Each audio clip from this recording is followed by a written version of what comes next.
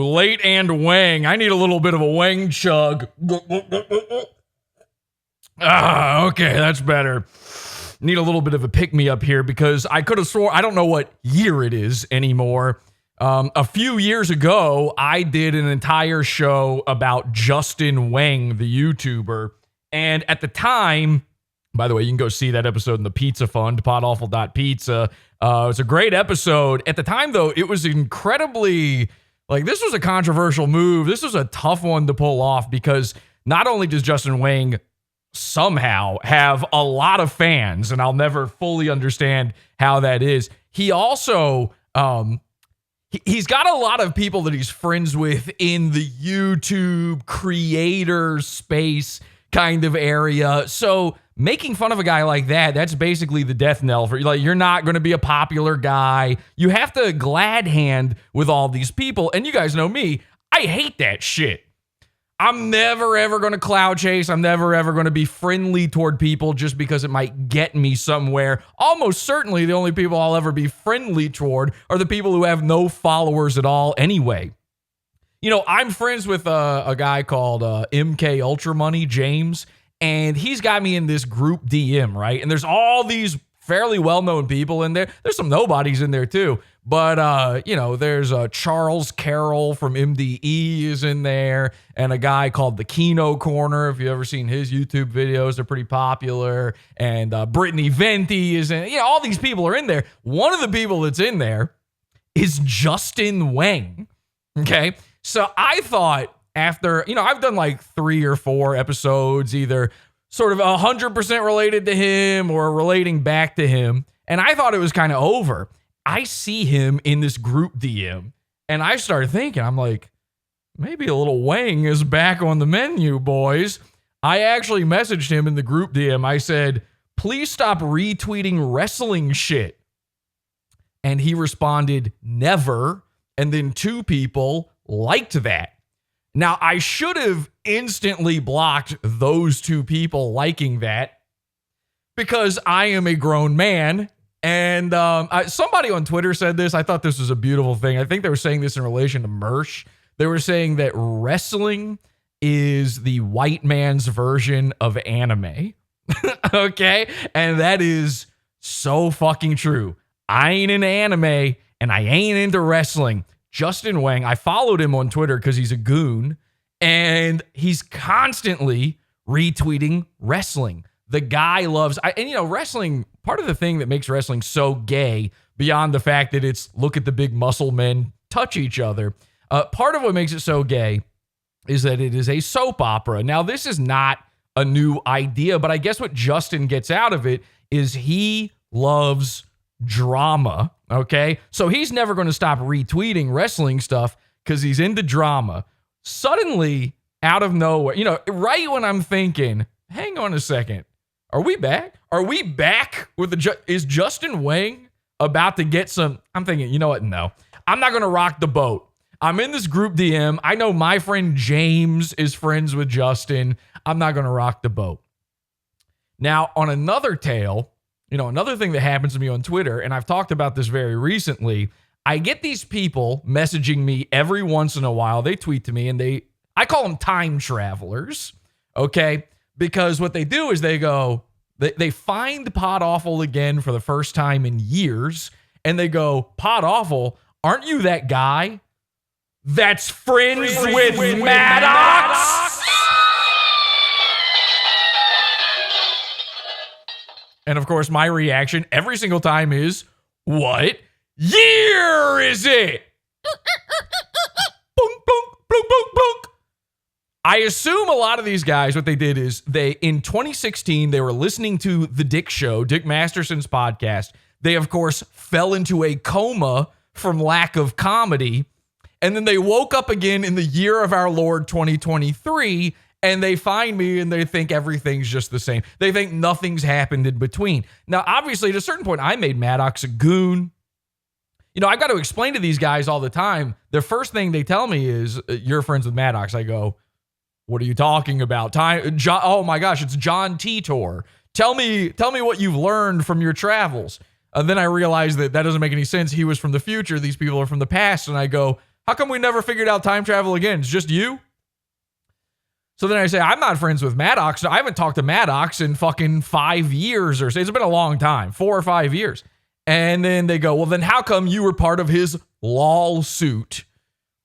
And then I have to go through the whole rigmarole, which, you know, I go, well, you know, I had some good reasons. I had my reasons, but my reasons had nothing to do with Dick Masterson. They all had to do with this guy called Asterius. It's this whole fucking thing I don't want to go down. It's this rabbit hole that I hate having to venture down. Maybe I made some missteps. Maybe that's on me. But out of nowhere, this psychotic, crazy, I could have never predicted this. This beautiful thing happened just all of a sudden today out of left field. I don't know if you know this. Maddox doesn't make content anymore. He hasn't in a long, long time. Like every once in a while, just randomly, a video will come out from Maddox and you go, what the fuck? And then you see his reply and you think everybody hates Maddox at this point, but they don't. If you look at the comments on his videos, every time it's like, holy shit, I thought you were dead. I've been reading your article since, you know, I was a baby. I've been reading your article since my mom was smoking me inside the womb. Thank you, Mom. And every single time, it's very positive, but he never puts out anything. And this goes to say, like, back when I was still friends with him, I'd always tell him, you should just put out a video. You should just make video, like write articles like you would for your website and then turn those into videos, put them out. You'd be popular. You've got a very large YouTube channel. If you're not posting, those subs start to mean nothing. Well, he never listened to me. This is what I always said. This is why we fell out. Me and Maddox fell out because I couldn't say this enough. Maddox is allergic to good ideas. He can't listen to them. That is his absolute biggest flaw. And I know you're thinking, isn't it his bedroom? And I would say, no. And I know you're thinking, isn't it his bald head and the weird splotch on it? And I go, no. And then I know you say, isn't it his being a cuck? And I go, oh, no. And then you go, isn't it? And I go, no, stop. It's the thing I said. Let's not do this forever. Maddox out of left field posts a video today. I was about to do a whole different episode, and I start watching this video. Now, you're never going to believe this. It's about Whang. I'm literally a week ago thinking, is Whang back on the menu? Who brings Whang back on the menu? Fucking a cuck like Maddox. Now, I'm going to say it right now. We're going to come out and say it. It's been years. I don't care what the time travelers have to say. I don't care about the coma patients. I'm officially Team Maddox again. Sorry. I watched this video. Let me read you the tweet here. He says, back in 2017, Justin Whang targeted a panel I was speaking at where he posted the names of the organizers of the event in a group dedicated to harassing people that he was a part of. In response, the group harassed the organizers and I was removed from the event. And I'm reading this, I'm going, this is feeling a little lawsuity. That's not good. But then I read a quote tweet he made. He quote tweeted himself. This is Maddox. And then he says this, and I go, okay, I'm clicking this video. I gotta see what this Whang thing is about. Because then he says this, fun fact, I met Justin Whang a few years ago at VidCon. I saw him talking to a group of people I knew. So I went up to say hi and see if the little man had anything to say to my face. 4'9", if I'm being generous.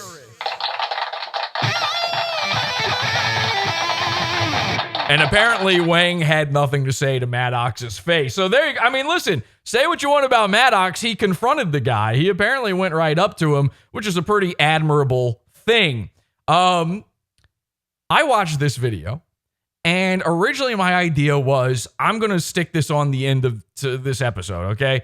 Today's episode is going to be a whole different thing, and then we'll just cover it kind of toward the end. And then I'm watching it, and I realize, holy shit, I'm like 11 minutes into this video, and there's still 44 minutes to go. This is a long video. Now, I know Maddox hasn't put anything out in fucking 5 years, but I've never seen a video this long. This is crazy. What's in this video? And what's in this video is going to floor you. Stuck in a rut, you wanna die, but awful makes it worse. On government lists, they won't leave a fly, but awful quench your thirst. That our future is near, happy to be here, but awful dreams come true. Space on the moon, just laughs at the goons, but awful's watching you. It is perfectly normal if you have a cat in heat to take a Q-tip and get your cat on.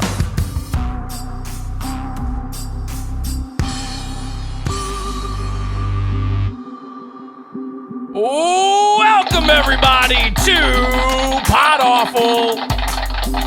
I'm your host, Jesse P.S., and I'm so happy to be here. Thank you so much for joining me here. We got a great one for you. You're really gonna love this show because I'm blown away. I'm blown away. Maddox is back. Whang is back on the menu, and I know there are people out there. Listen, I said at the beginning of this that covering Whang is a controversial thing, but there's the people like me. They're just sitting there quietly and they're wondering what up. Why are people into these guys who do the laziest form of content, just going on there and reading Wikipedia? That's all it fucking is. I have autism. I can't help it. So let's take a look at the chat room, see what people are seeing in there. We are live as we are whenever we're fucking live at this point. 8 p.m. Eastern time-ish. Podawful.tv. We've got the live chat here. Funniest thing Maddox has done in 10 years, and it's still lukewarm, says Coltrane. I disagree. And if you're talking about this video that just came out, I disagree entirely, Cole. That's a crazy take. This video is hot, hot, hot. This is insane stuff. I mean, this got me charged up. Again, I am extremely H2PH. People in the chat are H2PH. Damn, they're saying yikes. Q-tips cool off those cats when they're in heat. What a week. Okay, I fucking hate Whang. So same guy who says this video is lukewarm says he hates Whang. Well, then you're going to love this episode. It's a good one. Let's just get right into it. I mean, I've got a bunch of little things here that maybe we should be checking out. Let's see. What do we have here?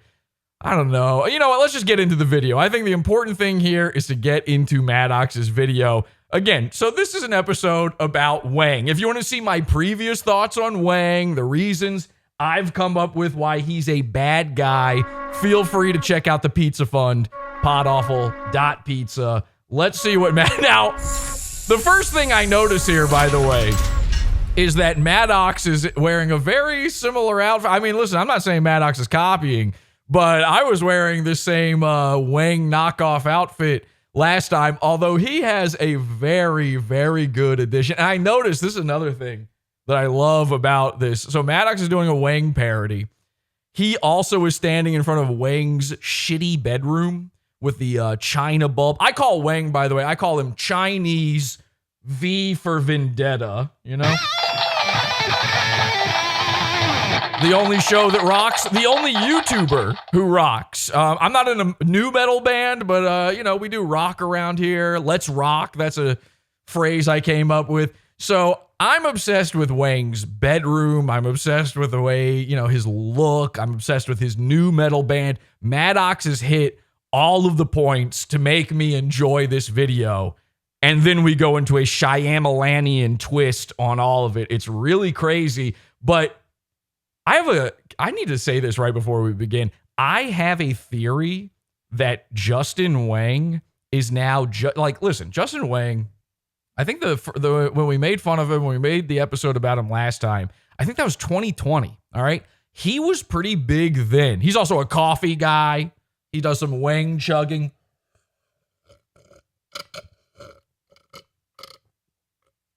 Gulp. He does some Whang gulping.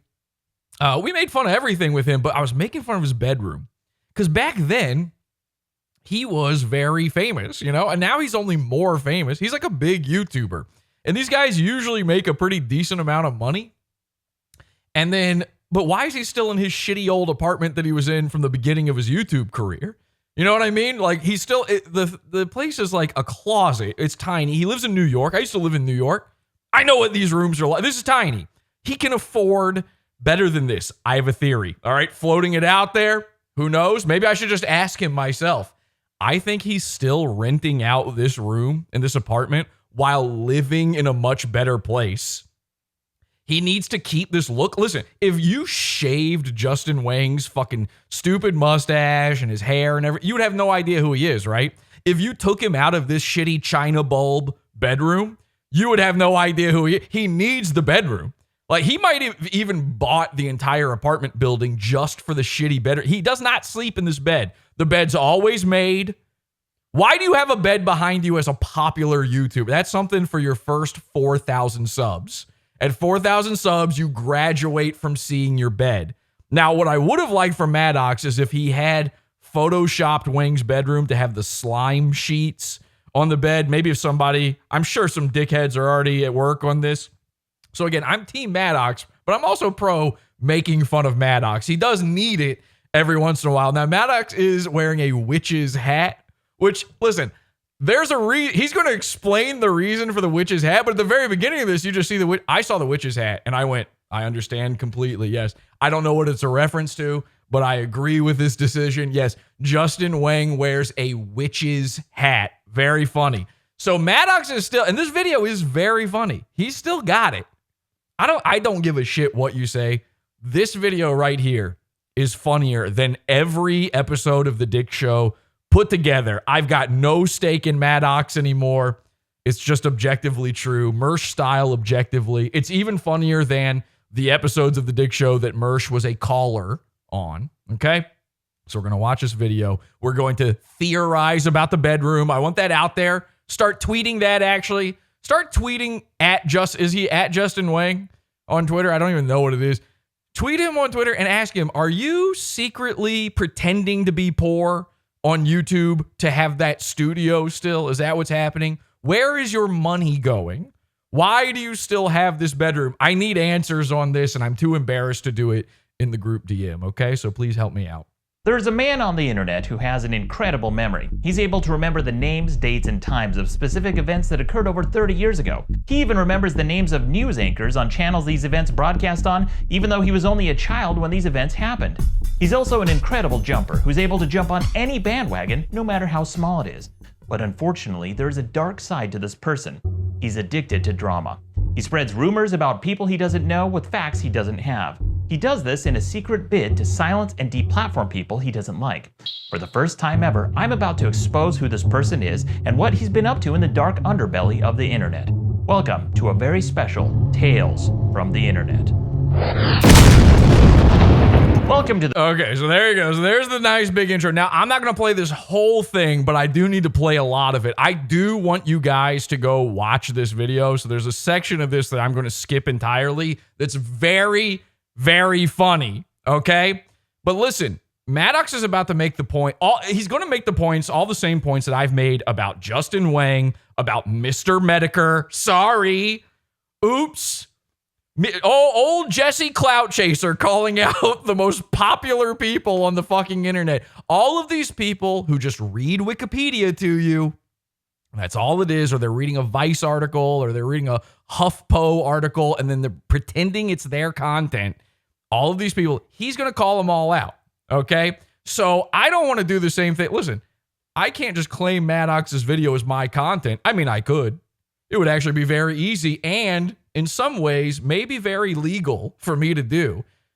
And I don't know, am I still contracted to Madcast Media? I'm not sure. But I'm going to provide my source here at the very beginning, okay? My source is Maddox's only fucking video in the past 5 years. Here it is, okay? So there's your source. You can find the link on YouTube by typing in Maddox. And then the first thing that comes up, I assume, will be this video. And that's my source here, okay? So I'm getting all of my sources from here. And then also all the stuff I did 3 years ago. The best show in the universe, I'm Maddox. I'm about to tell you a story of a YouTuber named Justin Whang. For those of you who don't know, Justin is a YouTuber, self-proclaimed internet historian, and tragically, a member of a nu metal band. And no, that's not just a joke, he really is a member of a nu metal band. Okay, see, I mean, listen, the second you start exploring Justin Whang, you have to... You have to start thinking about the implications of him being part of a nu metal band. It's there. All right. He's a corn guy. That's just a fact, and you can't escape it. Justin, I'm sorry. Even if you were making the greatest content on earth, people would start to be concerned because you look like you're in corn. Nu metal, also known as not metal, is the soundtrack of being grounded for not eating your vegetables. It's all the things you like from rap and all the things you like from metal left on the cutting room floor, so all you have left is crap. It's one of the only genres of music where the Wikipedia entry has an entire section dedicated to nu metal bands who insist they're not nu metal, including Linkin Park, Limp Bizkit, and Staind. In an Artist Direct interview, the vocalist for Staind said, "If we get called a nu metal band one more time, I don't even know what I'm gonna do." Staind's Wikipedia page calls them a nu metal band. Yeah, somebody in chat even predicted Maddox's joke, so they said, so not metal. Got it, yeah. Of Rage Against the Machine publicly apologized for Limp Bizkit, saying, "I feel really bad that we inspired such bullshit." And Dave Mustaine of Megadeth said in an interview that he'd rather have his eyelids pulled out than listen to nu metal. But now, I'm gonna be honest with you. This goes really, really deep into the nu metal talk, okay? I'm gonna skip ahead a little bit here. And again, I want you to go watch the full video. The band is called Jinx, and no, that's not named after the blackface Pokemon or the children's game. Jinx, you want me a soda? In an interview So he's still talking about his corn band, Jinx. with the lead singer of Justin's band, the inspiration for the name came from his interest in witchcraft, and because he thinks that he has bad luck. Wow, that's pretty metal, I guess, because when I think of metal, I think of teenage girls casting What the fuck? Metal Jess? How did she get here? spells on each other. How much did he have to pay Metal Jess to be in this video? No wonder this video took so long to come out. Pretty metal, I guess, because when I think of metal, I think of teenage girls casting spells on each other. You're a witch! Yes, a band composed of a bunch of guys in their 30s took the concept of a jinx pretty seriously. This was literally the plot of an episode of How I Met Your Mother. Jinx! Okay, we're pretty deep into the nu metal stuff, so let's just skip. And I want you to see, it's funny. The nu metal stuff is funny. It's just not the point, you know? So I want Maddox to be funny. I want you to see the funny, but let's skip ahead. We gotta be past the nu metal part now. Fans. Personally, when my band plays, I don't want them to come out to a show unless they're actually into the music. You gotta keep fucking working on it and not putting so much pressure on them to support you. Okay, listen. We didn't get past the nu metal part, but I gotta say this. Listen, when I did the video a few years ago, I said, like, isn't it, you know, Tim Pool's got the same thing. There's a lot of these people where I had an Instagram post making fun of Whang for this. I said, you know, I did my mustache. I curled my mustache up. And I said, I've actually become I'm a music guy now. I'm fully into music. I need you guys to support me and my band from now on. I'm done with YouTube. I'm 100% a music guy. And of course, I'm making fun of the fact that all of these guys, the only reason they're able to have any form of a musical career at all is that they have a YouTube following. So if anyone shows up to their shows, they're there. Their hope, here's what their hope is. And this is so embarrassing. It's unreal. If you are into Tim Pool and you show up to a Tim Pool band concert, what you're really hoping happens is you'll stand there and they'll play a song and then Tim Pool will be like, Trump, am I right? Hey, everybody, welcome. Hey, everyone, welcome. It's Tim Pool. We're doing Timcast. Ladies and gentlemen, please welcome out to the stage Alex Stein and Kanye. And then you go, oh, Kanye. Maybe this is a good music show. And then he just makes Kanye walk out. You're secretly hoping that Whang will start reading Wikipedia to you at the concert. That's what you're wanting. You're hoping to find, like, what's the mystery of the fucking, that one Pokemon that showed up in the artwork but never, let me read it to you. Instead, he comes out with his bass and you're like, ooh, okay. I mean, it's what it said on the tin. I guess, okay, well. The poster did say music.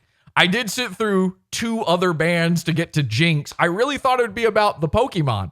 I really thought that was what was going to, you know, some sort of esoteric, what's a lost media iceberg that hasn't been uncovered yet? Oh, he's just playing the bass. And there's a guy with corn dreads. All right, he's braiding different sections of his hair, and it's this year. Okay. And they've got a Slipknot guy. Not a joke. They have a Slipknot guy. They've got one guy in a mask. You ever, like, you know how Limp Bizkit looks like it was accidentally thrown together? Like Limp Bizkit is a band where it would be assembled if you had a raffle ball, you know, one of those big spinning lottery machines, and you go, okay, the lead singer is going to be, okay, weird, white rapper Fred Durst, all right, and who's the guitarist? We got to get for some reason there's a guitarist with a rapper, and it's right, yeah, a guy who wears Marilyn Manson makeup. I don't know. Let's throw in a DJ Scribble Scratch in there as well. So here's what they did. They truly are a new metal band. Don't let him walk away from that. Jinx, Justin's band Jinx, is a new metal band. And you know it because they've got a Korn guy, a guy who looks like Korn. They've got a Slipknot guy, a guy in one of those, you know, $1 Party City. Not even Spirit Halloween would be too classy for this mask. This mask is Party City. They've got it all year round, just in case. And you need, I don't know, you're going to some sort of masquerade ball and it's February. So where are you going to get a mask? That's where he got it. Then it's got Whang, which I think is the equivalent to Fred Durst in this case. And I think they even might have a scribble man.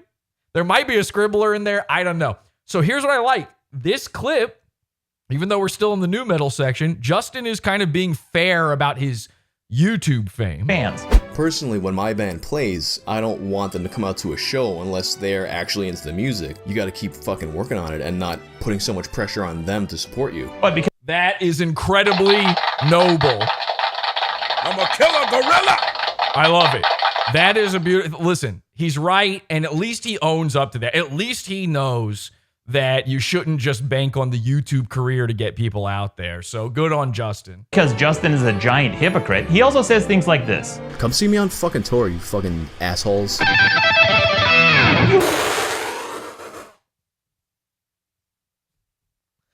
Okay, well, takesy backsies. Sorry. You've been jinxed. Now, as much fun as it is to You've been jinxed. Okay, see, Maddox he's wearing the witch's hat. And again, here's what I would also like to see happen. Number one, start questioning Justin about his bedroom. Okay, this is bedroom gate. Is he renting a shitty bedroom to still look like Justin Whang? We want the truth. The truth is out there somewhere. Number two, another thing I would like to see happen. Now, I've already done this before. When Justin releases photographs of himself, number one, if you notice, every photo Justin takes in his fake bedroom studio, he takes like this. Okay? I'm not even going to bring up an example. Just Google him right now. On your own, I dare you to Google Justin Whang and see if he's not leaning forward with his arms back in every photo. Now, when you see, this is a girl move, by the way. When you see a lady and like, you know what was so funny? Back on Facebook. Do you still use Facebook? Hi, Grandma. Thanks for watching. Grammy, thank you. Go to bed. Go to bed. So back when you used Facebook, you'd see a girl, right? And you'd be like, oh, she's a pretty lady. And then you'd go through her photos. You would stalk her. You know, like a normal human man, you would stalk her Facebook photos and you would click left and start going back through time, through all of her profile pictures.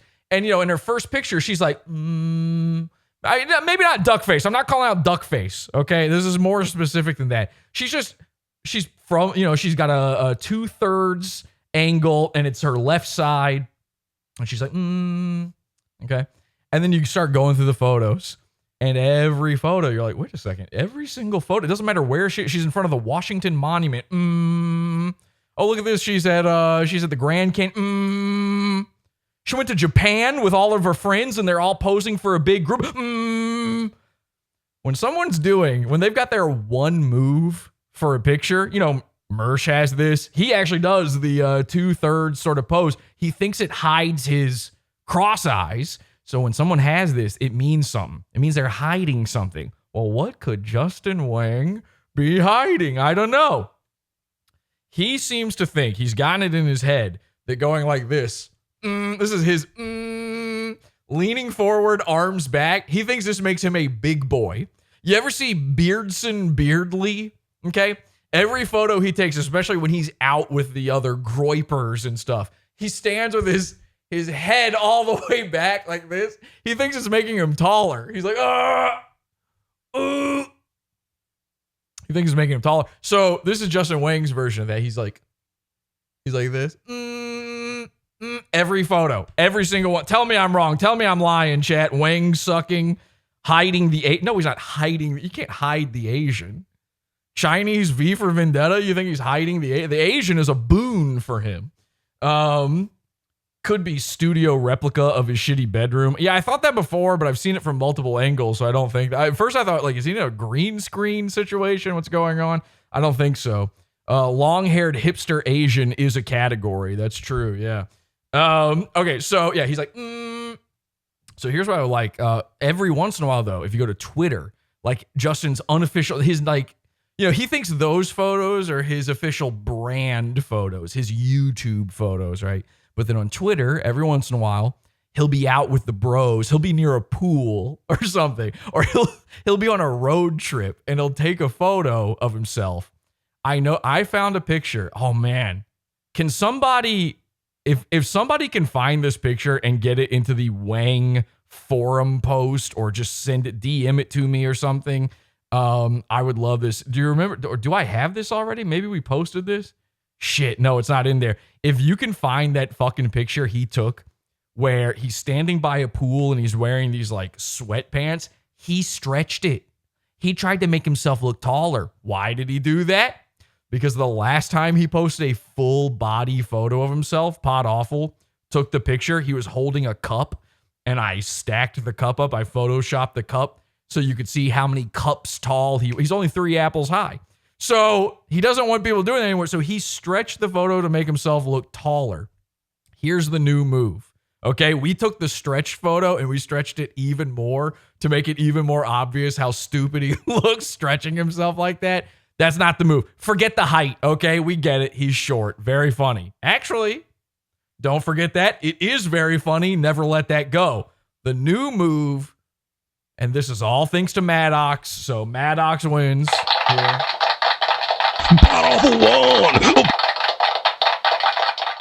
Maddox brought the witch's hat to us. That's the new meme. I would like to see whenever Justin Whang posts a photo of himself, I want to see him photoshopped into wearing a witch's hat. He's double toil and troubling. The cauldron's brewing.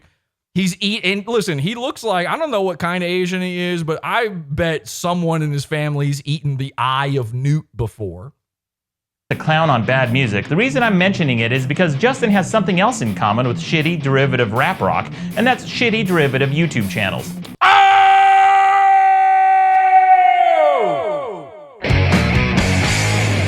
Justin is better known for his YouTube series called Tales from the Internet, where he chronicles famous people and events like he's some sort of historian of the internet, or internet historian, if you will, despite the fact that other channels were already doing the same thing. But more on that later. He first launched his channel by doing a series of Let's Play videos that failed to get any traction because they were indistinguishable from the many other Let's Play videos out there, save for the fact— Wow. See, and now my take on Justin Whang, this was my problem with him, is I found Justin right before he became super popular because I found him trawling Reddit trying to steal content. This is when he first started figuring out these Let's Plays. So I've seen all those Let's Plays before. They have no view. Even today, they essentially have no views. It's terrible content. that he occasionally drinks with his pinky out. Ah! Maddox is even calling out the Whang sucking. Okay, if you don't know about Whang sucking, you gotta see this episode. From the many other— The old episode we go over, Whang was on The Dick Show. Do you guys remember The Dick Show? I'm the gay Joker! I'm the gay Joker! You remember The Dick Show. So he was on The Dick Show and he could not stop. He was faking it. He was pretending to drink stuff and he had multiple canisters of beverages. So even Maddox has noticed. Let's Play videos out there, save for the fact that he occasionally drinks with his pinky out. And when people weren't interested in watching him play video games in his depressingly dark room, it's kind of boring. He resorted to the lazy comedic device that's a last resort for every hack comedian and YouTuber when they don't have a personality: getting drunk. While it can Ooh, yikes. Uh-oh. Okay. sometimes work, it only works when the underlying person or material is funny, not because of the alcohol, but usually in spite of it. But unfortunately, Justin isn't funny. His comedic shtick is comprised of 1-second callbacks where he points out something he just said. Well, what it actually refers to is groping. I like how I put my hands to the camera when I said groping. And this I don't know if Maddox even, listen, Maddox included the clip, so he clearly understands the fun. I don't know if he understands how embarrassing that clip was just then. That might be the most embarrassing clip of a YouTuber I've ever seen. Groping. I like how I put my hands to the camera when I said groping. Uh-oh. I got excited, very excited to see all of this. I have autism. I can't help it. Justin might be 100% AU gold. I'm starting to feel bad. I didn't really pay attention to this clip, the first watch through I had earlier. Am I just punching a retarded guy? Oh my God. I thought you were Asian. Oh no, I'm so sorry. You're the other type of Mongoloid. Oh my God. Justin, I'm so sorry. You know what? Let's just pretend this episode never happened, okay? And this really bad impression of Trump, I guess. I don't even know who he's parodying. Emails. Aleppo. What the hell is Aleppo anyway? I thought this was America. We don't speak no Italian here. And to make things worse, his video Listen, that was out of context. You know what? I can't. Maddox, that was out of context. You said that was a Trump. There's no way that was meant to be a Trump impression, right? He was wearing, number one, he was wearing Biden shades. There's no, what was that? I thought this was America. We don't speak no Italian here. I think, you know what? I see who he's doing. It's hard to tell at first, but if you look in this area, you can see he's wearing the blazer. If you look in this area, you can see he's got the no tie look. I think he's doing, what was that guy's name? Yang Gang. Andrew Yang. Yeah, see, if you look in this area, he's doing the eyes. It's hard to see behind the sunglasses, but just take my word for it. And to make things worse, his videos are punctuated with a lack of polish that simultaneously comes across as lazy and contemptuous of his audience. For example, he forgot to set his phone to silent while recording, got a text message, and then decided to keep these takes. And this has happened multiple times. PewDiePie, I'm not fucking Sam Hyde, I'm fucking nobody. Oh, I forgot to turn my phone off again, but yeah, I'm just white supremacist Nazi. I guess I should have turned my fucking phone off again. I'm a fucking popular guy. Okay, yeah, okay. You know what? I didn't see it before. I don't know how I missed this. I'm usually pretty fucking on the ball when it comes to AU, but Justin is autistic. Maybe this was a mistake. Maddox. Whew, boy, a 55-minute long video making fun of a disabled guy. I don't know, but I don't know if this is the comeback you want to do. This is bad, Matt. You know, yeah, I wouldn't want to make fun of a guy. Let me just get that. Yeah, I mean, it seems like the wrong idea. Me personally, I wouldn't do that. Not to a beautiful, strong. I mean, listen, look at all he's accomplished. Look at all he's overcome to get to where no wonder he stays in that one bedroom, though.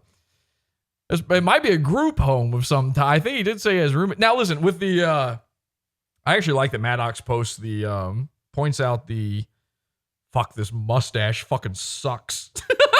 I hate having this stupid curled up mustache. I can feel it touching my lips like Mersh's tendrils. Ugh. Blech. Blech. Okay. I like that Maddox points out the phone thing because he leaves it. He's right. Why wouldn't you just, every other YouTuber would just edit that out and retake. He's sitting there. He knows he can edit this. He doesn't do it. Why doesn't he do it? Because it's a fake, like, oh, I'm just like you. It's like a personable thing. Oh, man, I get my phone. Oh, silly me. I'm just a regular guy. Here's an image of me stretched 200%. Is this Asian stretching? I guess I should have turned my fucking phone off again. I'm a fucking popular guy. But then he says that. Ah. Whoa, I'll take Paul Lind for center square. You know, it's awesome. And then there is this video where he constantly cracks himself up while mispronouncing Spanish words, but he decided to include this nauseating take where he starts wheezing and people in chat are saying, chirp alert, chirp alert, coughing on camera. I've sped up some of the laughing to make it slightly less unbearable. ¿Puedes hablar conmigo?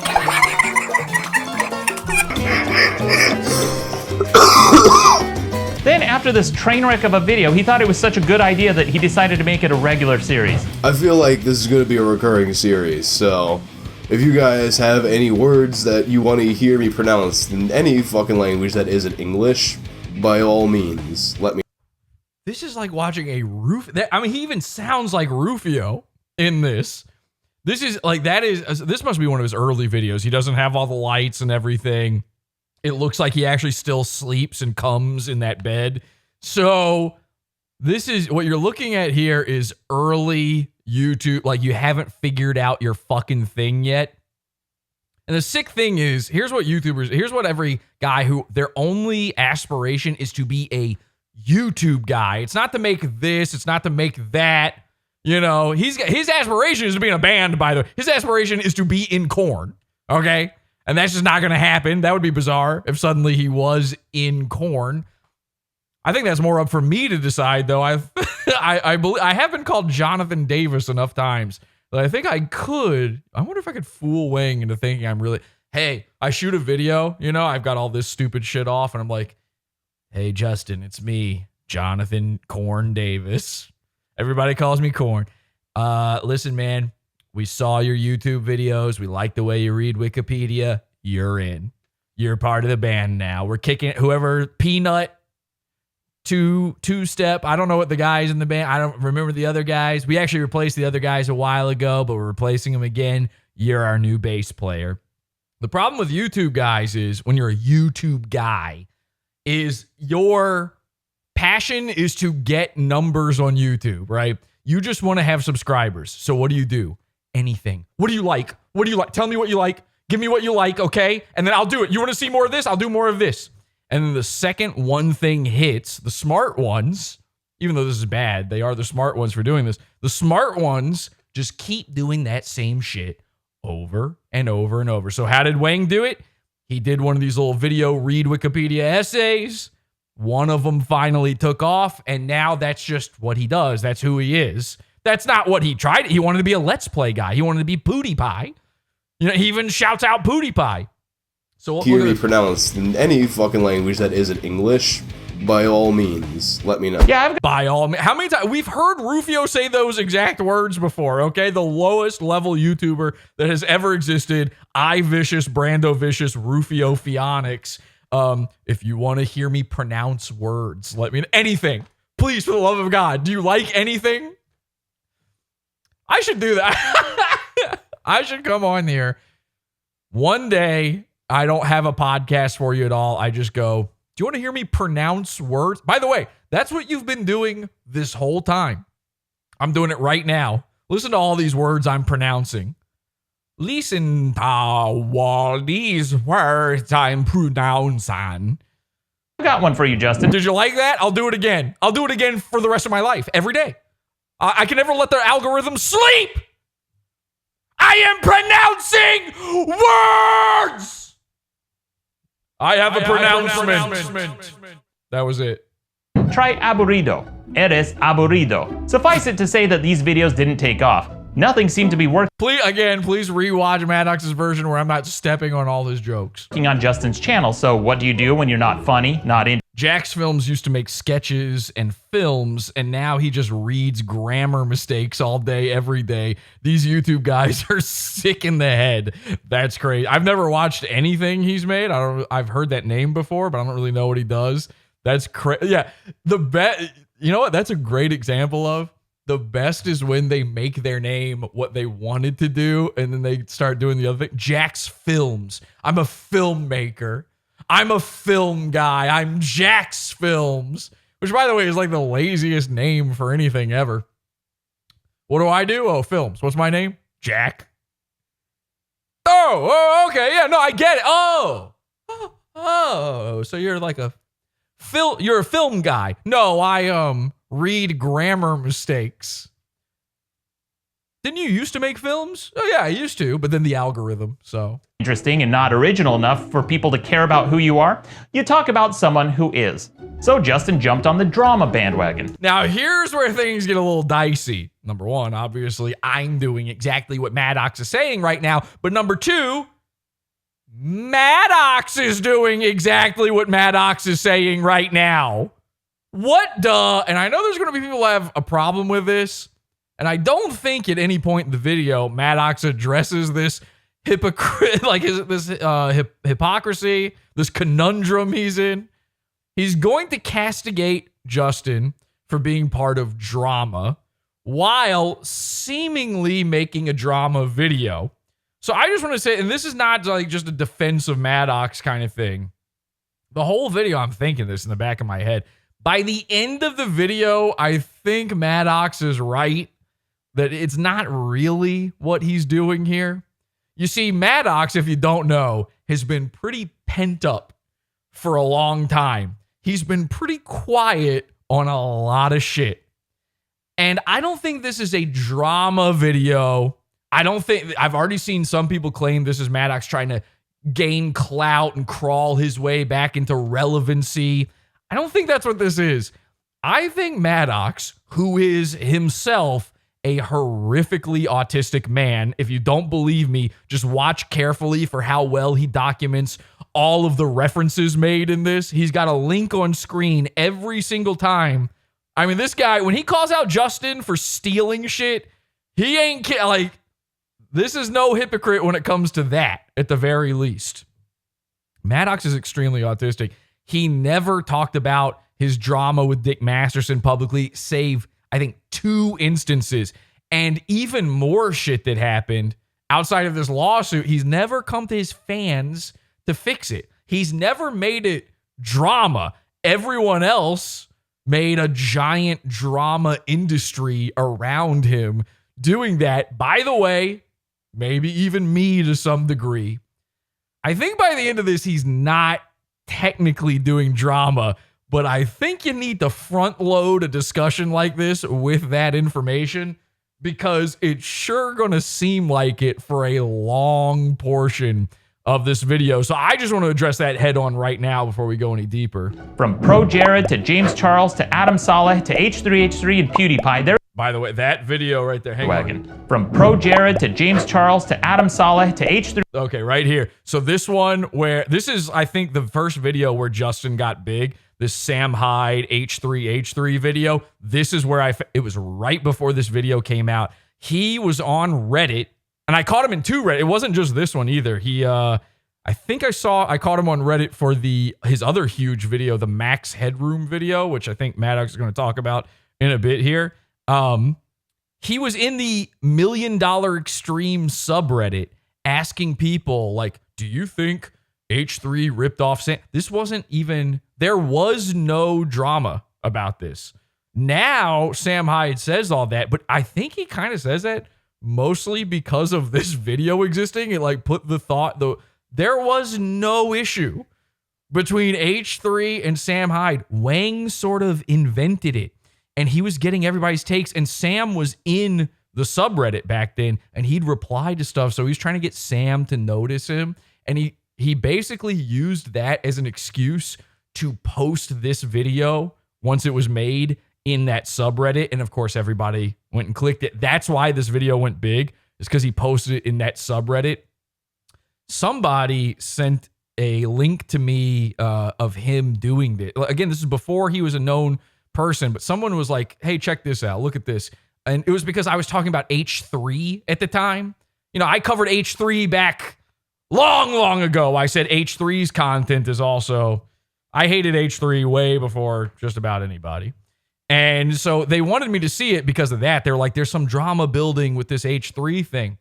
And I'm like, this is nothing. I went through all the posts, but then I noticed Justin was up to nefarious means. Again, I've talked about it in the old episode. I won't retread all that ground, but he was up to slimy shit. And it's all stemming from this video. 3H3 and PewDiePie, there isn't a bandwagon too big or too small for Justin to jump on. He even made a video series where he went after content creators and comedians for allegedly stealing jokes and memes, like he was some sort of content cop.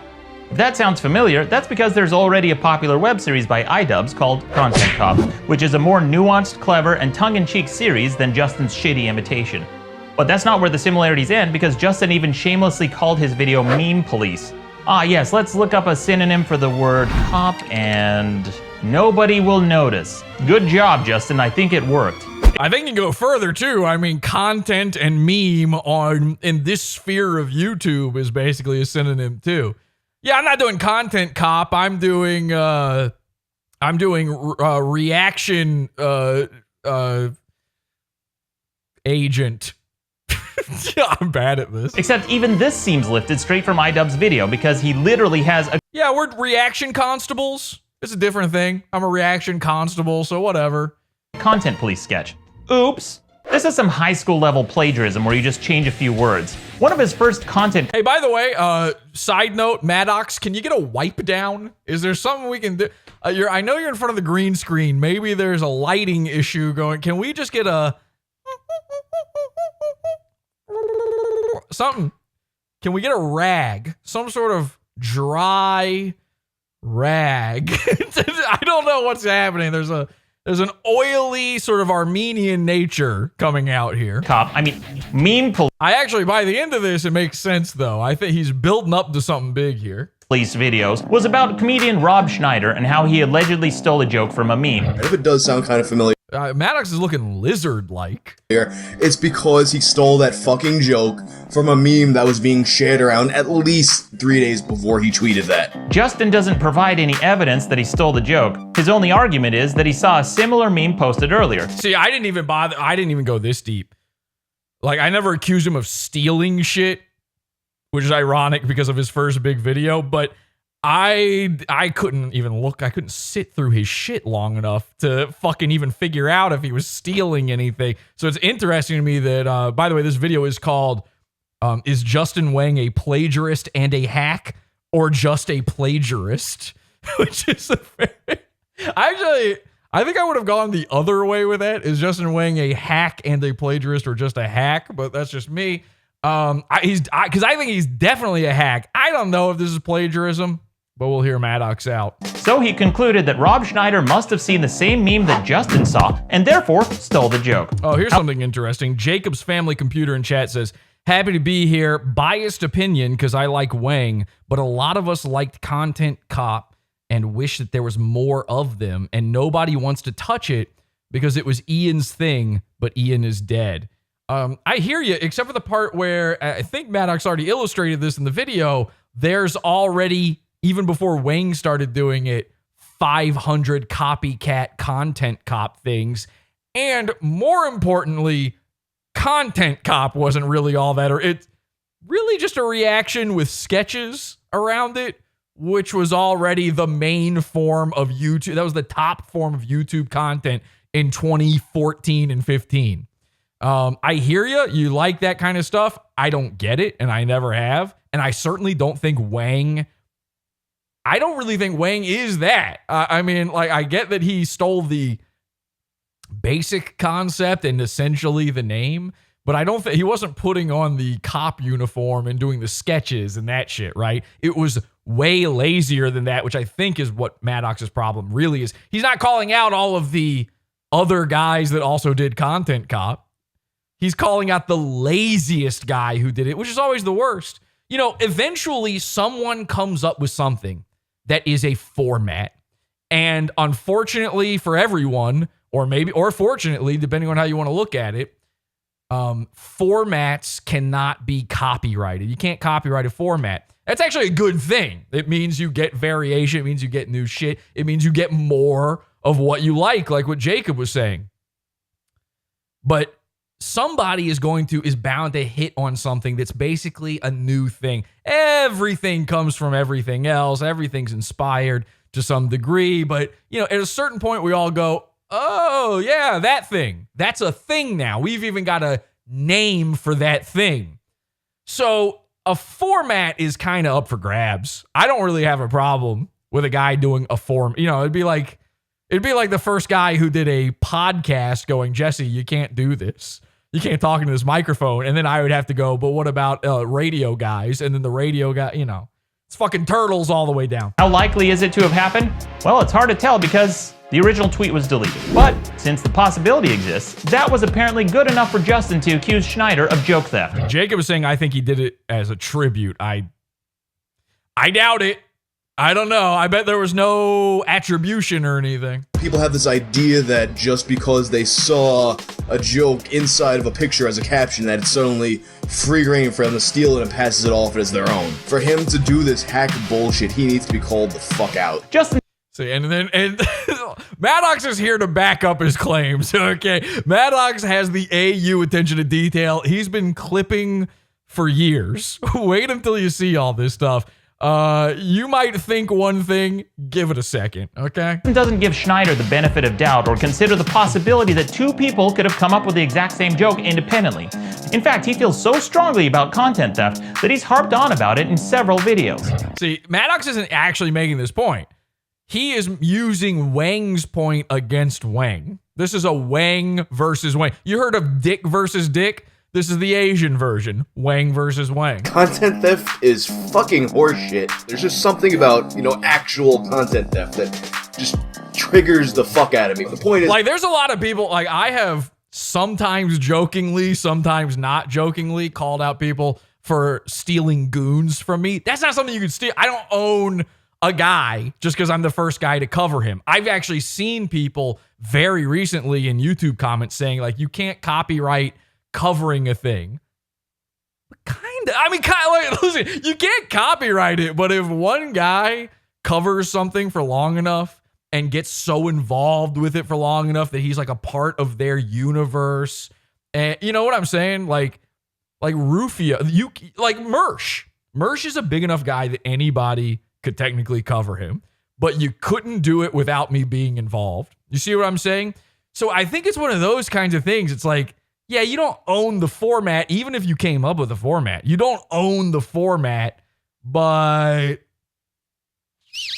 you kind of do. Like, I don't know.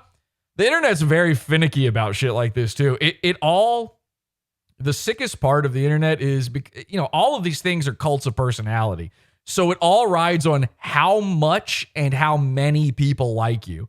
How many people like you and how much do they like you? And depending on the answer to that, that will answer whether or not the internet thinks you own a thing, whether or not other people are stealing from you or not. And that's it. That's all it takes.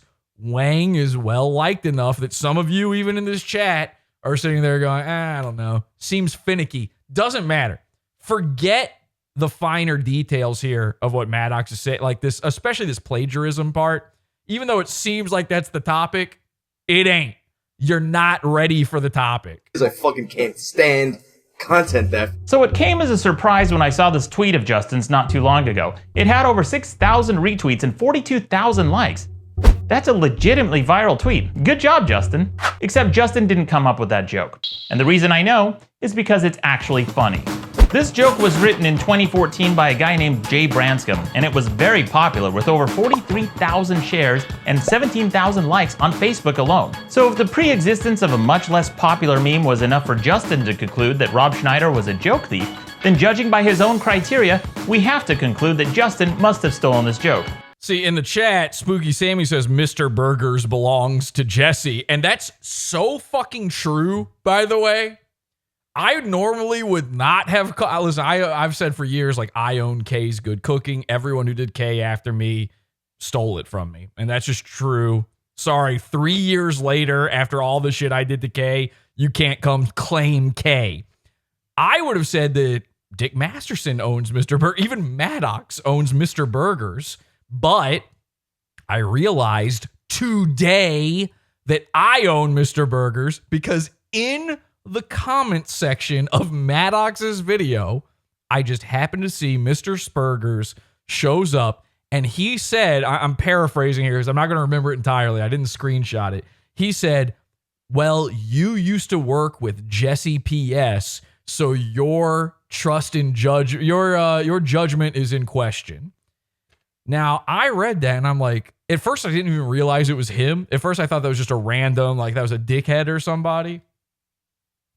Then I realized, wait a second, this is Mr. Spurgers.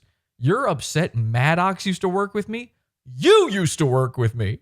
Mr. Burgers has willingly been a guest on Pod Awful. He took part in the Liquid Burgers Challenge and lost. He was in our Discord. He would join in and hang out with us. he would show us his penis and balls of his own volition. These were all choices he made, by the way, while not manic, while not fucked up, while on the proper medications. These were things he did. So I replied to him with just that information. I said, you used to work with me. And I realized, like, you know what? You know, he's mad. He's mad in the reply saying, I didn't work with you. Do I have a Mr. Burgers drop? Let's see. That was a fragment of hamburger burger skin. Pepsi, but it's actually Sherry Pepsi. Look at Burger Challenge. Look at Burger Challenge. Get raped vinegar, hater. I said vinegar, not vinegar. I am the FBI. You will all die. Fuck you. Fuck you. Fuck you. Fuck you. Ah! Ah! So that's the reply I got in Maddox's comments. And I realized, like, no, he hasn't worked with me. I own him. Spooky Sammy's right. Mr. Burgers is a form of content that I own. I don't own Justin Whang. Maddox can cover Justin Whang. We've covered him, but I don't own him. I own Mr. Burgers. You see, there's a big difference. Now, with this meme shit, this is where it's all fucking murky. And this is why I've never really liked memes and stuff, and I've kind of acquiesced to them over the years because I realized, well, if you tell everyone you hate memes, then they're never going to meme you. You kind of want to be memed, but I don't want to be involved with memes. You know what I'm saying? So I've kind of let it go over the years, my hatred to memes, just for that reason.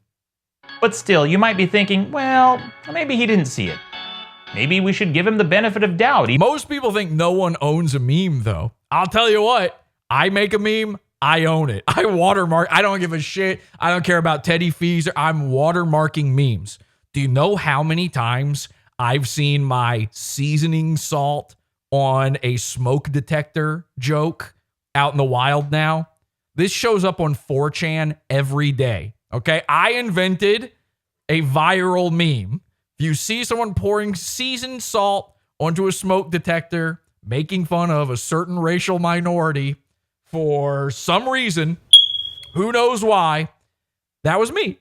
And what did I do? I hid Pot Awful on the seasoning salt. You'll see Pot Awful. Why did I do that? Because I'm never going to get credit for it. No one would believe I did it at this point. I tweeted it out. My Twitter account gets taken down. No one's going to believe it was me. You know? I like to own shit. I'm against this kind of stuff. I'm pretty for the copyrighted stuff, but at the same time, like, you know, fair use. I couldn't do my job without fair use. It's murky. It's real murky territory, especially with the memes. It can be very murky. So I know there are people who are not going to like this segment. Even though he didn't extend that same courtesy to Rob Schneider. So how likely was it that Justin saw this joke somewhere else before he posted it? Well, it's hard to say, but there was this article about it in the Huffington Post. Now, I know what you're thinking. Nobody reads the Huffington Post, especially not a hard rock and nu metal boy like Justin. But then there was also this article about it in USA Today. Well, sure, maybe Justin didn't see that article either. But then there was this one from Business Insider. Okay, so I'm going to skip ahead. You get the idea here. Again, watch the full video. I don't want to focus too heavily on the meme thing because I think it's not the most important part of this for sure, but it's not the strongest part of the argument. But the basic point being, Justin thinks other people can't steal memes, and then he's got an Instagram page that is nothing but stolen memes and no attribution. But when it comes to his own joke theft, his memory gets a little foggy. It's always the most sanctimonious people who are the ones who are guilty of the thing that they claim to be so against. And what's especially egregious... Please stop saying meme. Dude, I was mid-sentence going, that was too many. Oops. Oopsie. Yeah-oh, I said it one too many. Actually, I said it probably 15 too many. About Justin's hypocrisy is that he has the audacity to And never forget that Kay suddenly still calls it a meme. Complain about how unfair it is when a bigger person steals a smaller person's work. The idea that, especially like when you're not that big and you're trying to grow, that someone who is much larger than you can take your fucking work and really, without fucking consequence, you'll be forgotten about. This is Justin's Twitter following, and this is Jay Branscom's. In another Meme Police video, a video series that's totally original and not a ripoff, Justin harps... Okay, again, Maddox, we got it. Can we get hair? Well, not hair, but can we get makeup in? Somebody, please. You're getting slimier every minute. And for good reason, he's building up to something very good. It's on a guy named Liam Deneen for posting memes to promote himself, and he complains because he doesn't know who he is. You need a squeegee or something. I just feel like...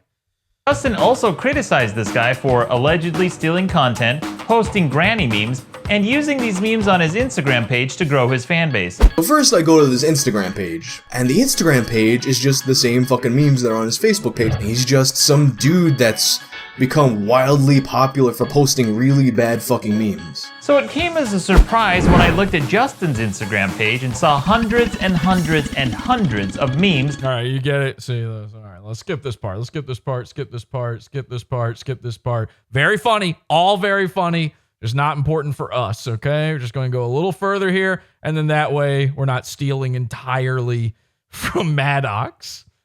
So he's making money using other people's content. You would think that someone who deputized himself as the meme police and is doing interviews on meme websites would hold himself to a higher standard. I wonder if he's ever said anything about people who grandstand and act morally superior while doing the exact same thing.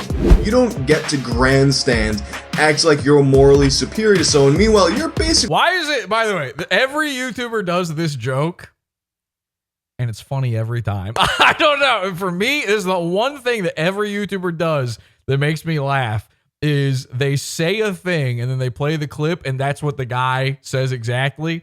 It's hack. It's super hack, but it's funny. It makes me laugh. Maybe I'm brain dead and retarded and I have Down syndrome. Maybe I should be taken behind some sort of, grain silo and put out of my misery finally. But I do laugh every single time someone's, whenever you're presenting a video and you go, Justin seems to think that he's a Down syndrome retard with AIDS. And then you play the clip and Justin's going, I'm a Down syndrome retard with AIDS. Every single time I laugh. Basically doing the same fucking thing that they did. I was really hoping he was about to say, I'm a Down syndrome retard with AIDS. Long shot. I'll admit it's a long shot, but how good would that have been? On September 10th, 2017, Justin finally made his first relatively successful video, and it was successful because it had nothing to do with him. It was about some supposed drama between H3H3 and Sam Hyde. It was, in his own words, the most growth he'd seen on his... You know what? Actually, that makes... It just hit me. Like, it's so clear now. What makes something not drama? Okay, and by the way, it's still drama.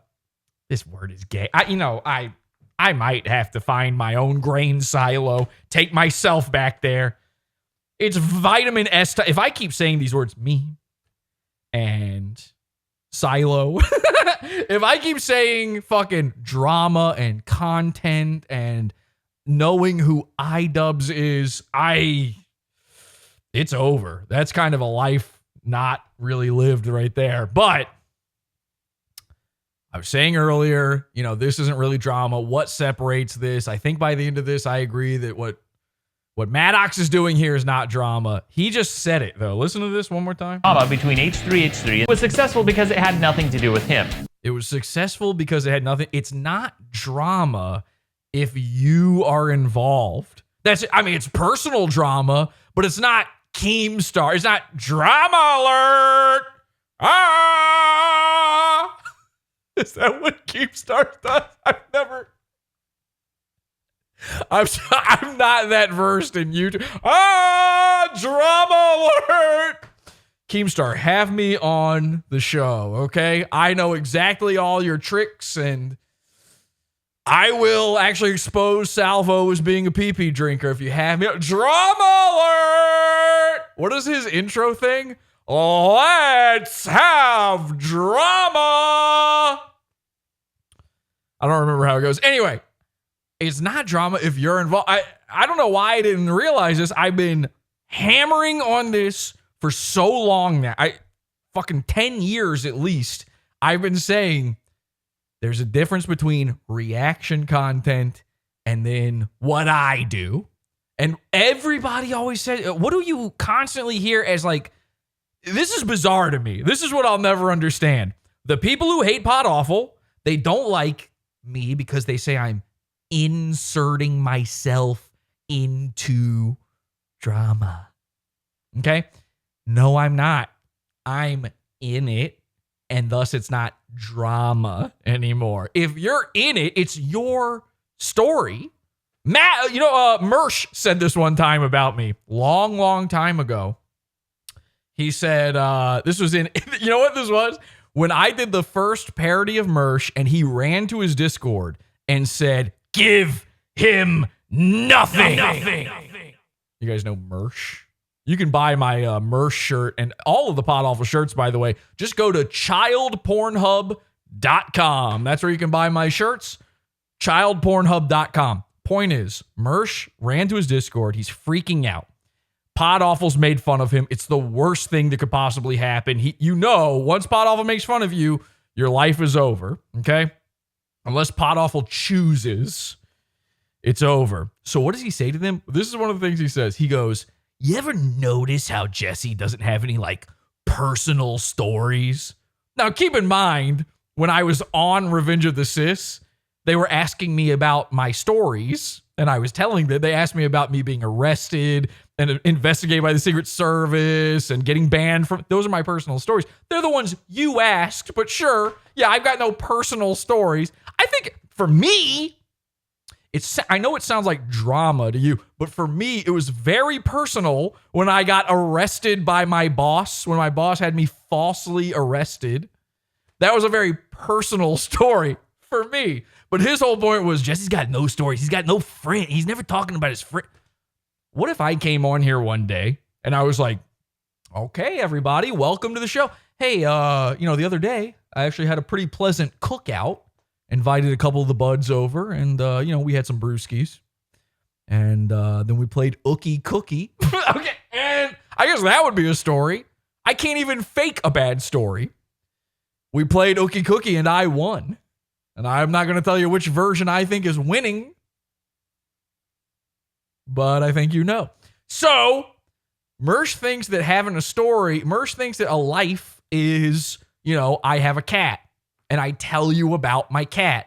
And for everyone else on the internet, we go, that's a woman's diary. And somehow this is a cross-eyed man with a Norwood who is hurtling toward 40 forever in front of us. I think it's a personal story. It's not drama. It's a personal story. So Maddox is right. If it's about you, it's not drama. Hello, drama alert! Jules, cut to me. I'm doing Keemstar now. Jules, people, the children on the internet thought I was Keemstar. They couldn't tell. They thought I was copying Keemstar. I'm a fag. I was on the roof. It was different. I was on the roof the other day. I was copying Keemstar. Okay, so now we're doing Keemstar. Okay, now I'm friends with him. But we're also copying H3H3. Shout outs. Yeah, I saw Ethan had Ela on. So now I've got Jules on. Right.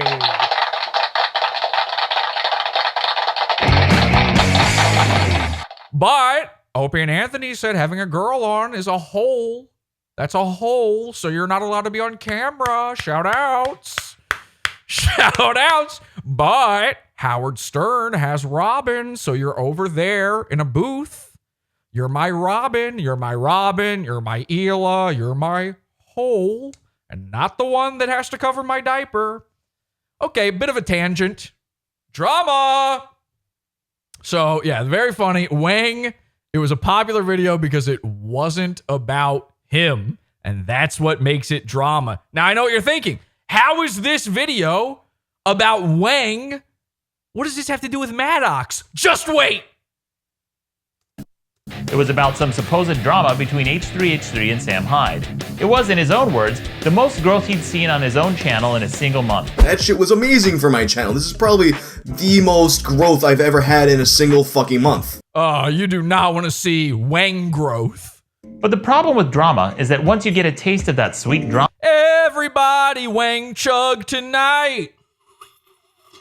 Everybody Krang tongue tonight. Drama juice, it becomes addictive. Oh yeah, you hear that? But the problem with drama is that once you get a taste of that sweet drama juice, it becomes addictive. You either have to keep finding drama or making it to feed the content beast. As soon as someone draws a little blood, all the rats come out, and it's fucking disgusting because all these fucking people are grasping at straws, but don't take my word for it. Hell yeah, Maddox. Those are literally Justin's words. As soon as someone draws a little bit of blood, all the rats come out. We all need that sweet drama juice to drive our channels. Every time, man, I swear to God, every time. I get a kick out of it. The drama juice. We also need, okay, so now we're going to be putting witches' hats on Justin. We're going to be stretching him and shrinking him. What else are we going to, we're going to start taking pictures of ourselves going, and we're going to be saying drama juice to him. Every time, listen, every time he retweets, I don't know if you know this, when someone retweets something on Twitter and you reply to their retweet, they get tagged in it. A lot of people don't know that. So you tag the person who tweeted originally and you tag the retweeter. Every single time Whang retweets wrestling, just type drama juice. Drama juice, okay? We're doing drama juice posting, we're doing Krang posting, we're doing witch's hat posting. I could see why the drama juice is so fucking addictive, but it's fucking disgusting. It's fucking disgusting because all these fucking people now, they're grasping at straws. You're talking about yourself. You're talking about yourself, you astounding hypocrite. He even said it again in another video in a moment of mind-numbing lack of self-awareness. Now you're starved for content. You got a big growing fan base and you're chasing those fucking likes. You need to feed the content beast. That's fucking sick. Now remember that clip because that is sick. Huh, where have I heard that before? Oh yeah, the Whang episode on the Pizza Fund. Because I'll be referencing it later. Once he exploited the drama for all it was worth, he turned his attention to Tales from the Internet, a series where he delves into popular events and people online. So another series where it's popular not because of him, but in spite of him. One of his most popular videos is about the Max Headroom incident from the 80s, where someone jammed a signal of a TV broadcast in Chicago. That much is fairly common knowledge. But what isn't common knowledge is all the detail Justin goes into. He cites specific names, Chuck Swirsky, John McDougal, Captain Midnight, dates, October of 2015, 2010, call letters, WGN TV, WTTWT. Now, this is where things, I don't know, this gets a little in the weeds for me on this one because, listen, I have known about this, I've known about the Captain Midnight incident. I'm into this stuff. I don't know if you've noticed, I may or may not have an affinity toward things like Max Headroom. I may be aware of pop cultural phenomenons involving hacking TV signals and the character of Max Headroom and the, 20 minutes to, I don't know if you've ever heard of the dark future. There may be references in this very show to stuff like that. So Maddox is about to make the point that, and he kind of said at the beginning that Whang was born only like 3 years before the Max Headroom hacking incident. If you don't know about it, do not go watch Whang's video about it. Just read the Wikipedia article. It's actually better. It's actually more interesting and probably more accurate. I've known about that, and I don't know how I know about that. I just picked up on that stuff through cultural osmosis. I've certainly read the Wikipedia article about it as well, but I've seen a million things about it here and there all over the internet. I could tell you that story. I wouldn't have every date and name and every little thing accurate about it, but I could give you the basic tale of it without looking up anything because I am aware of it. I think that is something you can do. I think Maddox is not clear enough about his point here, and there's going to be a lot of kids, okay? There's going to be a lot of Whang children where the children who watch Whang, the children who have never heard of anything before they were born, somehow we exist in a reality where all of human knowledge up until this point that wasn't lost, in the world flood or Tartaria or whatever, every single thing ever has been documented and is at the tip of your fingers at any moment ever, wherever you are on Earth. You can instantly find out anything. And somehow, everyone born after 1997 has never heard of anything before 9/11, and maybe not even 9/11. Never forget, they say, except for Tower 7. So, A dancing Israeli? Huh? A dancing Israeli says what? Ooh, almost got ya. Almost. Yeah. Okay.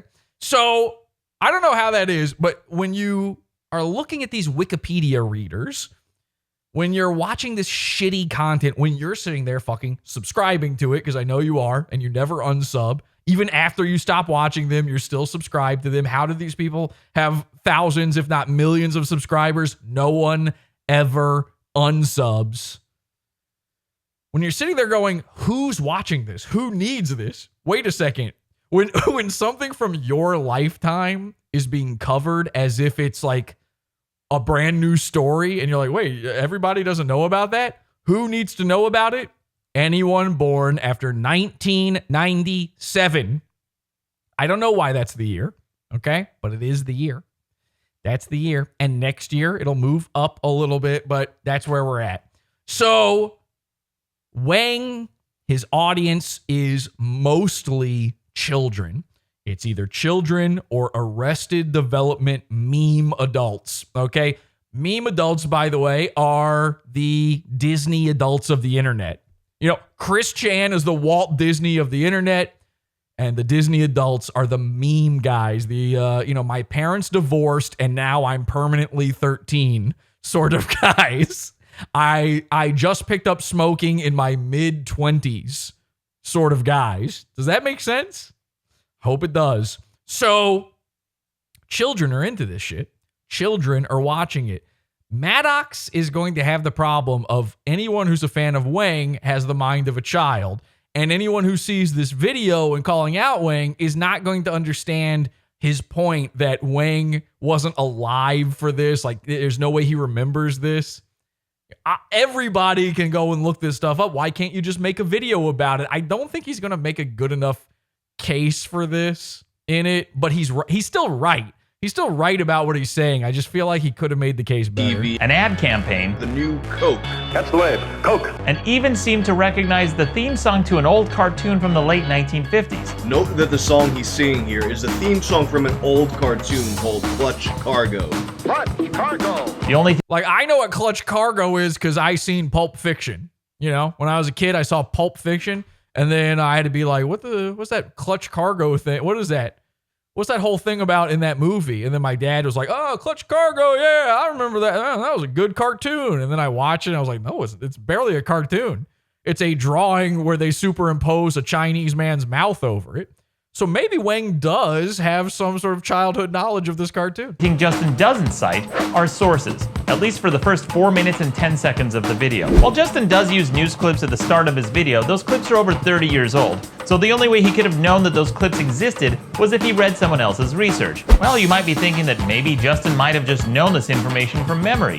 Except this incident occurred in 1987, and according to this website, Justin was born in 1984. See, he's right. I get it.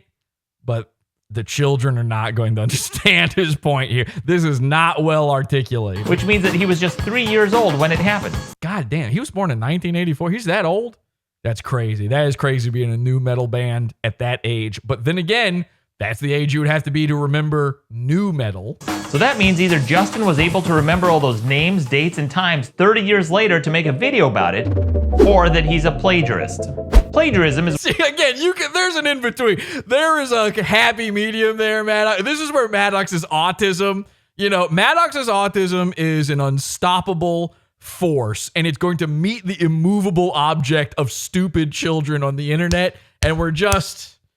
when you present someone else's work, ideas, or research as your own. According to Evidence Explained, this includes changing a few words, changing the sentence. So again, I want you to watch this whole thing, but we're going to skip ahead here a little bit. We're still going to be in this section, but I do want to skip ahead. Without giving him credit. Finally, after 4 minutes and 10 seconds of Justin pilfering research from this article, he finally cites his source. See, in the chat, they're saying reach. It's not a reach.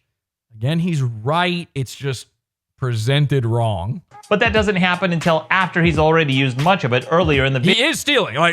Trust me, in what I'm skipping and then some of this coming up, he makes the point well enough that it's still plagiarized for sure. Video without. I just don't think the reason he's plagiarized it is that he was born in 1984. I don't think that makes sense. Credit, and even then, he only cites it for a small portion, giving the impression that everything that came before it was his original research when it wasn't. According to Vice Motherboard, the Eric Fournier theory is as follows. So you might be wondering, why does any of this matter? Well, it's because plagiarism is theft, and for a guy who supposedly hates content theft so much, he sure does seem to do a lot of it. But maybe the reason Justin doesn't cite his source is because if he did, his video would sound like this. According to Vice Motherboard, the anchor, Dan Rohn, had this to say. According to Vice Motherboard, the real Max Headroom was the spokesperson. According to Vice Motherboard, the song he's singing here is the theme song. The guy who wrote the— See, that's the best part of this whole video when it comes to the Justin stuff. Like, that illustrates the point entirely. You're not watching a Whang video. You are listening to a Vice Media article. And a lot of the people who watch Whang would never read Vice, right? There's probably a bunch of you out there like, yeah, I watch Whang. He's pretty cool. But if I ask you, like, are you into Vice? You'd be like, oh, what? Are you kidding? They're gay. What do I want to do? Read 100, the best brand of hot dog to stick up your ass if you're trans? I'd read that article. But I 100% get why you wouldn't be into Vice, but why is it okay when Whang reads it? Why is it okay when an internet man reads it? How does that change anything about it? And that is perfectly illustrated in that little section there. If he actually cited his sources every single time, he'd just be repeating himself for the entire video. In the chat, Jacob says again, I hate to keep calling you out, Jacob, but I don't know, your name's just popping out to me here. He says, LOL, why does Maddox hate Whang? Because Whang's a hypocrite? Now, let's be clear about something. To cover someone on the internet, and we have to say this all the time, you don't have to hate them. I don't hate Mersh. It's funny to make fun of him. That said, that's not what's happening here, and you're about to find out why Maddox hates Whang. This article did all the hard work of tracking down interviews, trawling through— We're 20 minutes into this video, by the way, and it's about to take a fucking— to call it a left turn would be kind. Like, we're about to do a UFO style travel into space. You know, one of these. The only thing that lets you know it's a UFO and not a bug. We're going to go archive footage, and he even filed a Freedom of Information request through the FBI. Justin then came along and skimmed off the top of his work for a shitty YouTube video where he even got some major facts wrong. At one point in his video, Justin flat out lies. 30 plus years later, he still hasn't been caught. But there are a few suspects. No, there are not. The real smoking gun in this case. There is no smoking gun in this case because there is no case. There are no leads, there are no suspects, none, period. The person who did this is still at large, end of story. For over 10 minutes in his video, Justin casually implicates innocent people of crimes with penalties of up to $100,000 and a year in prison. This includes one guy who not only had the inability to pull this off, but he wasn't even able to defend himself because he's dead. Eric himself isn't able to deny this theory as he passed away in 2010. According to Vice Motherboard, for the last 7 minutes of the video, Justin reads a Reddit article where someone mistakenly thought the culprit was someone he met at a party, but it turns out he was wrong. Justin inexplicably decided to include this in his video anyway, despite the fact that the very Reddit post he's reading from has an update stating very clearly that these people are officially eliminated as suspects. And again, I'm interested in this incident. I love the Max Headroom incident. I love the mystery. It's my DB Cooper. You know those guys that are obsessed with figuring out who is DB Cooper? This is my thing. I'm into it. I remember this article. I don't even have to look at it to know exactly what Maddox is talking about. I was there when this Reddit post was live and everybody was thinking this dude, they found him. They found the Headroom guy. And I remember the edit coming in and being like, sorry, I'm an idiot. It was just an autistic guy I knew. Sorry, I just thought it was him because he was autistic. That was literally, by the way, their reasoning. Their reasoning was this guy was autistic, so I think it was him. And then there's absolutely no way it could be him. Justin Whang was like, yeah, it was probably him. I'll just include that in the video anyway. The guy said it's not him. So now we've got layers of autism going on. I'm being autistic about Maddox being autistic, about Whang being autistic, about a guy who wasn't even being that autistic to begin with. But instead of omitting this bogus lead, Justin decided to keep it in and incredulously glossed over the fact that they've been cleared, almost like it's an afterthought at the end of his video. So let's skip ahead a little bit and again, watch the whole thing. Oh wait, I can't skip over witch hat stuff. Of Justin's video could have been boiled down to this. So, turned out they weren't the guys. Don't forget to smash that like button, hit subscribe for new videos every... Since Justin didn't credit most of his sources, I tracked down as many as I could. See, again, autism on autism on autism on autism. Maddox is that guy, man. He'll do it. He's really crediting everybody here. Go to Maddox's video for all of Maddox's credits. Let's skip ahead and let's get to where this gets crazy. He's even, like, Maddox even apparently put together, I don't know if it's out yet, but he apparently put together a template for you to make your own Whang video, which is a very funny move. I might do that. When he puts that out, I might do one. I don't think it's out yet. I didn't see it on there. So he's giving more examples of shit that Justin stole. This is all very important to the case, but you guys are sitting here wondering, why does he hate Justin Whang? So I want to get to that answer because I'm sitting there. You know, I'm 25 minutes in. I'm like, where does this go? How is it this long? There's no way. One in Poland. This is a... Okay, let's skip a little bit further. Some anime song. You know, it's always all these guys. Lost media icebergs. They all did when icebergs became a trend, who jumps on? Of course, Justin Whang, just stealing it from all the other iceberg channels. Facebook, Reddit, Discord, and IRC. And I'm... Okay, hang on. I might have gone a little too far here. Okay. This was because when he was taken away, they had believed he had died. So by now you're probably wondering, why am I going after this guy so... Yeah! Yeah!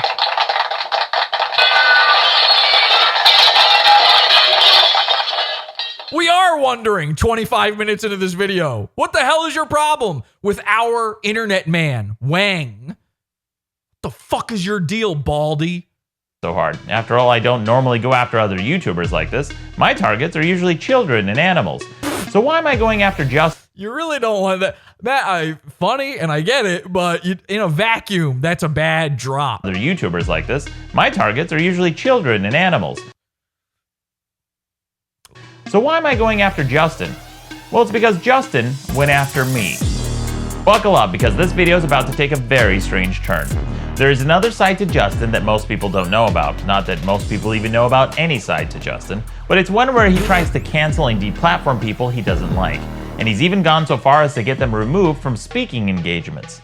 Ladies and gentlemen, buckle up, because this is no longer drama reaction. I'm about to get involved. Bow, bow, bow, boom, boom, bow, boom, boom. And I know this about him because he's done it to me. Justin is part of an online group who harasses, stalks, and coordinates attacks against people using Facebook, Reddit, Discord, and IRC. Ladies and gentlemen, welcome to the rape apologist part of the video, okay? Now, the one time Maddox ever called out Dick Masterson for all their static and back and forth and all their bullshit, he put out a pretty good video, a pretty convincing one. A lot of great points, a lot of damning shit, and people were listening. And then there was the part of the video where he called Dick Masterson a rape apologist. Now, let me be clear. When I say this is the rape apologist part of the video, he's actually going to do exactly the opposite. There ain't no rape apologies happening here. But this is very similar to when he called Dick Masterson a rape apologist. I don't know. Was this a good move or not? I'm going to let you guys judge. In fact, Maddox wants you to be the judge. He asks at the end of this video, if you're interested in hearing the full story, to go leave him a comment and let him know. If you want all the info, I'm going to spoil a little bit here right now. This doesn't go into Dick Masterson. Dick, I don't think, is ever mentioned by name specifically, although from screenshots and stuff, you can certainly make it out. I think Maddox is finally willing, in the year of our Lord 2023, when it's way too late, Maddox is ready to talk about the lawsuit, about Dick Masterson, about everything happening behind the scenes. Go watch his video right now. If you have to leave this video to do it, go find this video, leave a comment, and say you want to hear the full story. Maddox is open for fucking business. Now, if he just went after Dick Masterson in this, if that's who the target here was, if he was flipping the script on Justin Whang and went to Dick Masterson, would we cover it? Sure. Yeah, probably. But I'm way more interested and way more involved because of who he actually decides to make this video all about. And it ain't Justin Whang. And I'm one of their primary targets. This group is run by an obsessed stalker who's been waging a smear campaign against me. And so you got to be thinking, what? Okay, how is it not Dick Masterson? Who else would it be then? If not Dick Masterson, some sort of crazy fan, some sort of obsessed dickhead. Who is it? Others for years. And since Justin can't resist jumping on every pissant drama bandwagon that comes along, he joined this mob like many others before it. Except this time, Justin didn't just stand by as an idle observer, which would be bad enough. He became an active participant in this harassment campaign and personally went after my livelihood. Yeah, Maddox tapping in. Here's one of the posts that Justin made in this group where he was actively looking for my sources of income. And then he found one of my speaking engagements, or in his words, one of the workshops that keep the lights on at Casa de Maddox. Okay, so this is the Dick Show group. Again, if it ain't Dick, who is it? I'm the gay Joker! He then pointed the harassment mob to this panel, posted a link to it in their Facebook group, tweeted directly at them multiple times, and then as if that wasn't scummy enough, he even posted the names of the panelists and organizers of the event, making it easier for the group to harass them. Infowar in chat says, oh damn, Jesse wasn't kidding about the M. Night twist. Just wait. And after he pointed this mob to this event, they of course spammed the organizers with threats, smears, and harassment, and I was removed from the panel. Good job, dipshit. Now again, in classic Maddox fashion, he can never do there's always a problem with what he does. If this was just a Justin Whang video and there wasn't a personal element, it would be great. The personal element kind of smears the first half of the video a little bit. It does. It discolors it a little bit. It's too easy to discredit the Justin Whang part. But by the end of this video, you're going to be going, Justin who? Maybe if Justin put as much work into his videos as he did trying to cancel people, they wouldn't be so shitty.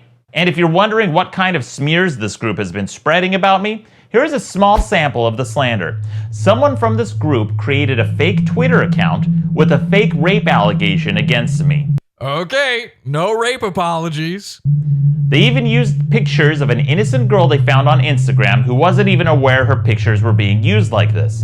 Then they created a false rape allegation using this fake profile and even claimed this fictional person sent me pictures of her pregnancy test after her rape.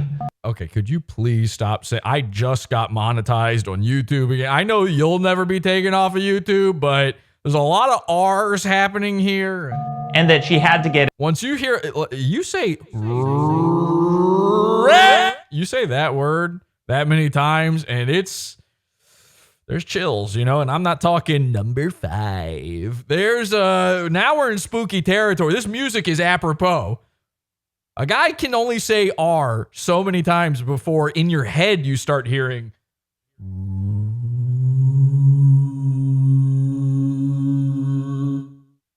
You know, there's something about that word. It echoes through time. You start hearing Volga Boatman playing in the back of your head. Volga Boatman.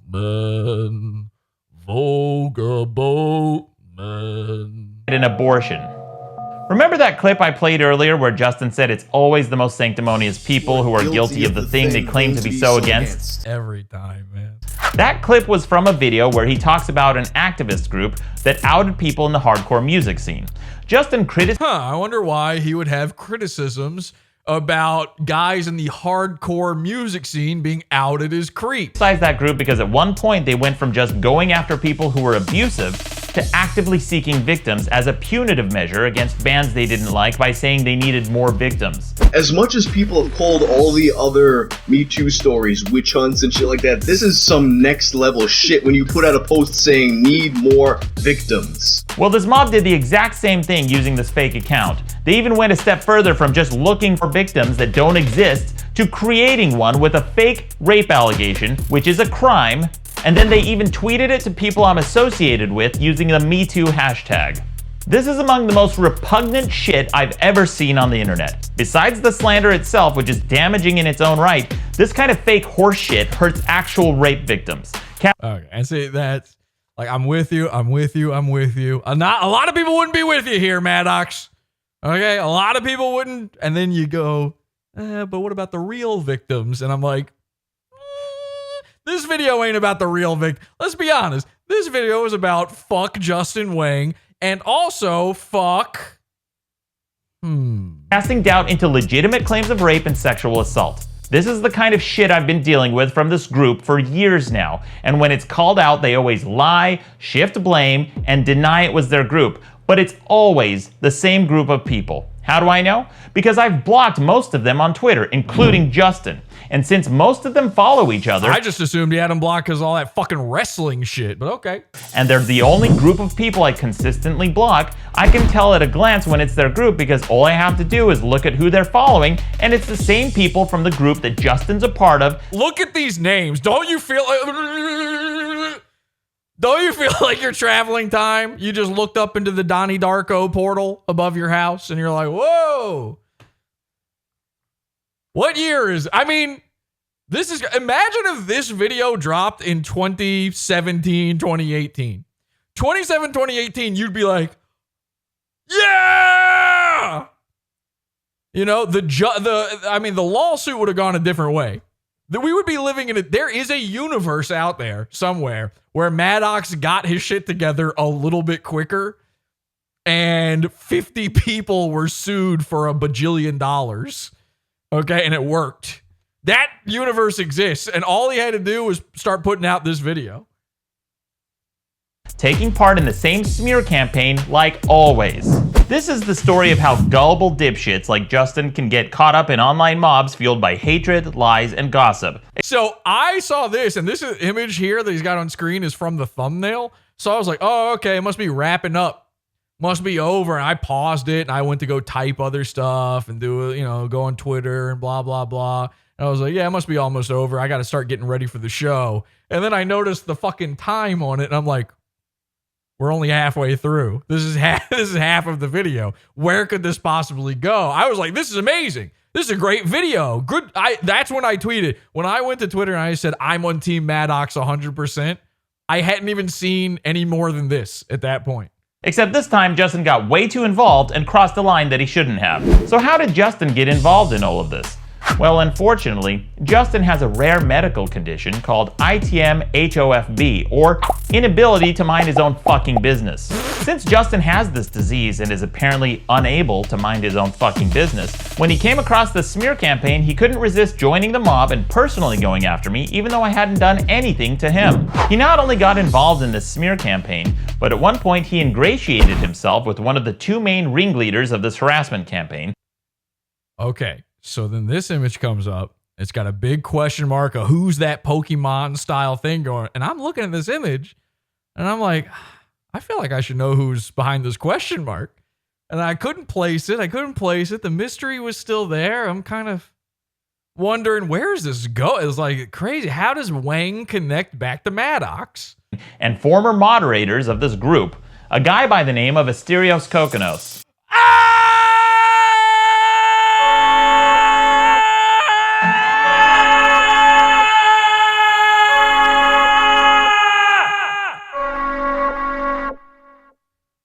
Let's take it to the big board. Ladies and gentlemen, back from the dead, fucking time travel coma patient of the year.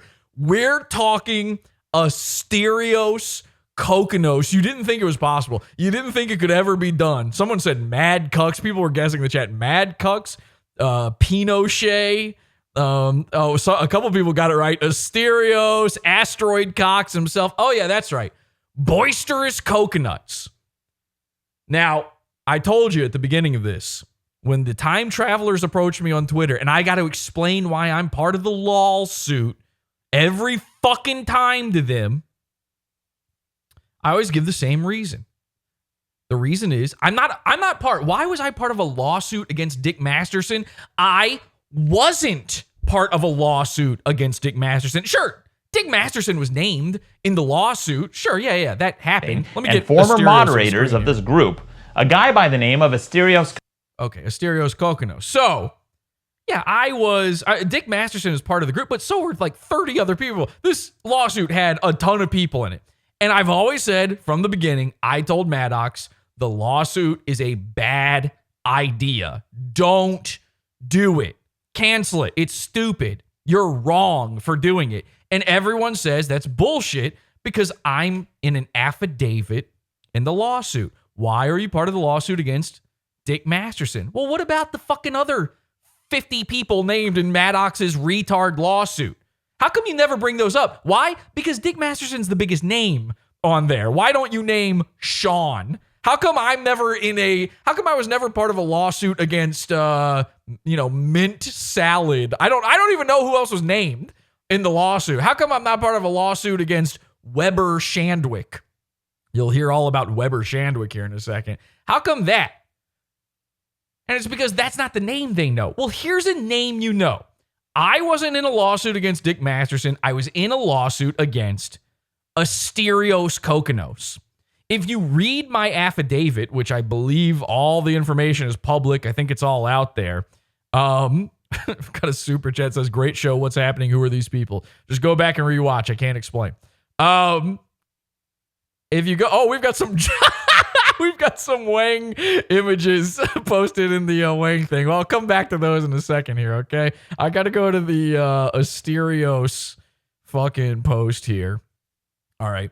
Why do I hate Asterios Kokkinos? I hate this guy. Do your worst to him. I don't care. I'm not telling anybody to go do it. I'm not sending minions out. I'm saying if the worst things on earth happen to this guy, he fucking deserves him.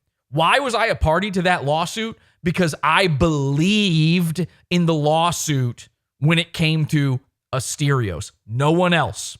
I had nothing to say about Dick Masterson, and again, I don't even know who else is in the lawsuit. I was in a lawsuit against Asterios Kokkinos. And if you want to know if that was right or wrong, well, let me explain this to you now. To the time travelers out there, welcome. You've got mail. You need to check your mail. It's been a long time. There's a lot of Dick shows you've missed. You may have missed the pod awful episode about this. Also in the Pizza Fund, if you want to go check that out, by the way, podawful.pizza.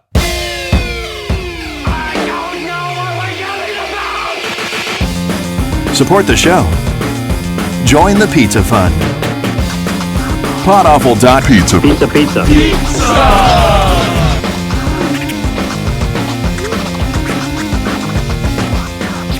Podawful.pizza.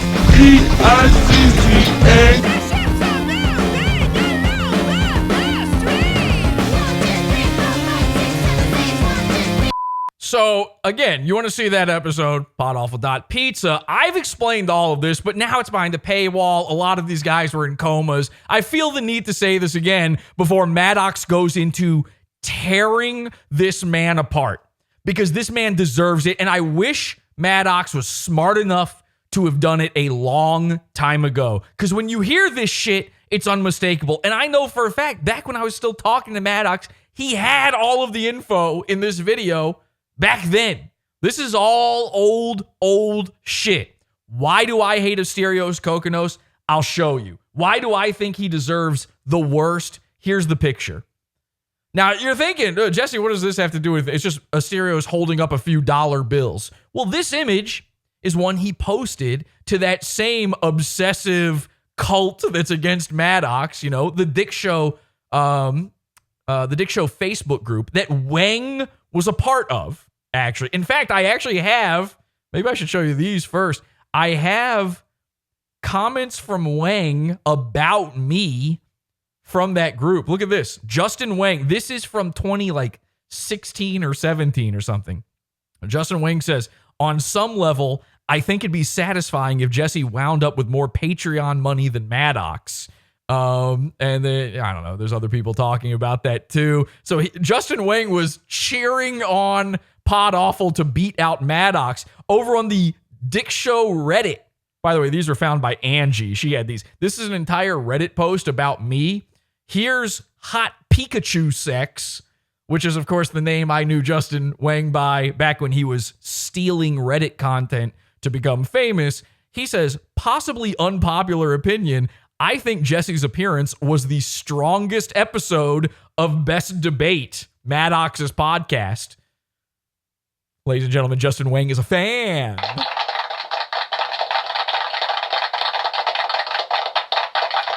Oops, embarrassing. Oopsie. Justin likes Pod Awful. Hi, Justin. Sorry about that. Anyway, Asterios posts this image of him holding up cash. What's so bad about that? Well, here's why I signed the fucking affidavit against him. Here's why, and this is something you actually need to understand before I even say this. The lawsuit, what was it for? Like $40 million or something stupid like that? Stupid fucking Maddox, man. The judge dismissed the lawsuit against every single person, Dick Masterson, all of them, with prejudice. He said with prejudice meaning that he thinks there's no case here, and it's basically now Maddox cannot bring this vexatious lawsuit up again. He can't do it to them again because it's bullshit. That's what the judge said, except for one person. One person in the entire suit. Now, it was dismissed, but it was dismissed without prejudice. It was dismissed, and the judge basically said, you know, I'm paraphrasing here, but in so many words, he said, you've got nothing when it comes to everybody else, but this Asterios guy, you might have a case. This just isn't the one. This isn't the case. Try again. Get a better lawyer. Maddox had the worst fucking lawyer ever. I told him that. I had to communicate with the lawyer to give him the affidavit about Asterios. This dude sucks. He's retarded. He couldn't understand anything I was telling him. I had to keep telling him, like, I don't have info about this person. I don't have info about Dick. I'm not saying anything about these other people. You know, he was trying to get, Maddox and the lawyer begged me to do this affidavit. I said no originally. As much as I hate Asterios, I said no. And I was talked into it because I realized, like, well, Asterios deserves it. And why does he deserve it? He made this post. He says, Pod Awful bounty time. Yay! I got excited, very excited to see all of this.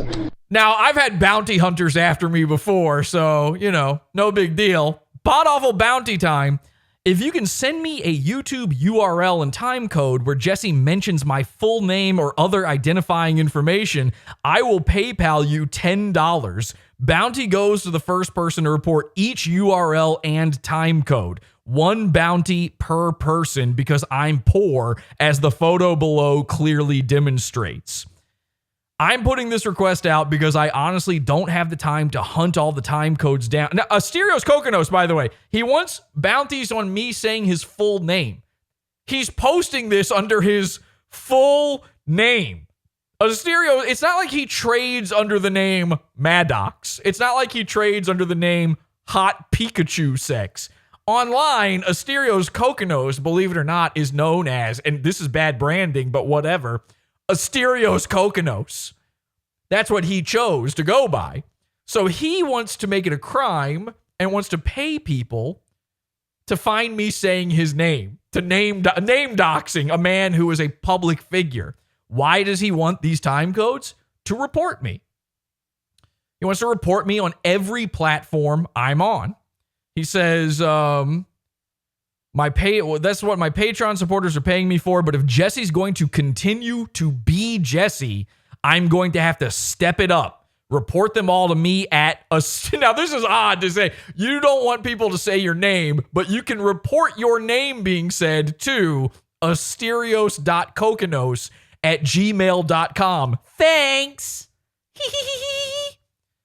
There's another one. I'm not going to read this whole thing to you because there's multiple posts. And this is what I gave to the lawyers, by the way. My affidavit is this shit right here. and me saying that I saw Asterios using company. It's a whole fucking thing. Basically, I was a witness to Asterios committing a crime, and I just said, I saw it. Under penalty of perjury, I fucking saw him do it. And it's true, I did. So here's the other one he posts, just making shit up here, but he says, he will not leave us alone, and as long as his Manson family-esque followers keep giving him money, this is the man who gave us the name the Manson 5. As long as his Manson family-esque followers keep giving him money directly via PayPal or by paying $4 to see his paywalled YouTube videos, an amount of money that has never been part of my pricing plan. He's just making shit up here. $4. I don't know where that comes from. As long as he's doing that, he's gonna survive. I'm sorry. Maybe I'm taking it a little too far. Maybe this is just in my head and I shouldn't be so worried. When a guy starts telling people online that I shouldn't be allowed to survive, I'm going to take that seriously. Fuck you, faggot! Die! Oh, I'm not allowed to survive? And by the way, this is back when, I wasn't married. I didn't have children. If you fucking say that shit to me now, I'm going to up the bounty. You understand what I'm saying? There's no amount of money. You couldn't do it, Asterios. You're still a poor man. You're a poorer man now than you were then. The last time we heard from this fucking worm of a human being was when he was on air begging Dick Masterson for money because he couldn't survive. Oh, the lawsuit killed him. He got fired from his job. Cry me a fucking river and use it to wash Maddox's face in this fucking video. He's oozing out of every pore. I hate Asterios, okay? Campaign and former moderators of this group, a guy by the name of Asterios Kokonos. Asterios, we wish you the worst permanently. There's no amount of apologizing you could ever do for me to undo. Like, it's on site forever. And here's the sickest part, and here's why I've been calling him a worm since the minute all of this shit went down, since I saw him going for it. And you're going to see, Maddox is going to break it down line by line why Asterios became a worm. This guy, he and I were the only ones for a very long time to know the full story between the split between Maddox and Dick Masterson, the breakup of the biggest problem in the universe. He came on my show. He came to my house, okay? He came to where I live. This was back when I was Justin Whang style doing a podcast in front of my bed. You could see where a man makes Z's. You can see where a man makes his sperms. In the background of my show, Asterios sitting on a couch looking at my bed, okay? That's too personal for you to start telling people I'm not allowed to survive. Take this very seriously. Asterios came to my house. I have it recorded. It's in the Pizza Fund. It's a pre-show. Asterios came to be on a show before all of this shit went down, and on record, I have him saying that all of this stuff between Maddox and Dick Masterson, it's all blown out of proportion. It's nothing. It's a big nothing burger. These are his words. That he thinks both sides are being gay and petty. But what did he do? When he saw Dick Masterson was getting the cash because Maddox wasn't willing to run his mouth, he chose Team Dick. I didn't choose a side. I didn't know any of this shit was happening when I applied to be part of the Madcast network. I thought Dick would still be a part of it. I was a Dick Masterson fan. I ended up in this fucking world, and this man who sat across from me in my own home tried to pay people to make it so that I could not make a living. This was in the middle of Dick Masterson getting my fucking Patreon taken down. I already wasn't making a living anymore. He's talking about fans keeping me afloat through PayPal. That shit's true. The $4, I don't know where that comes from. The only reason I'm here today is because many of these people are still around, by the way. The amazing fucking Manson family who like this shit were kind enough to give me money while I was on the verge of being destitute. Asterios, I'm so happy to have made you fucking feel that feeling. Asterios has been destitute since this. That lawsuit, even though it was dismissed, it broke him. It broke him. It broke his fucking wallet. It broke his fucking bank. He had to live off of his girlfriend for years. He probably still is.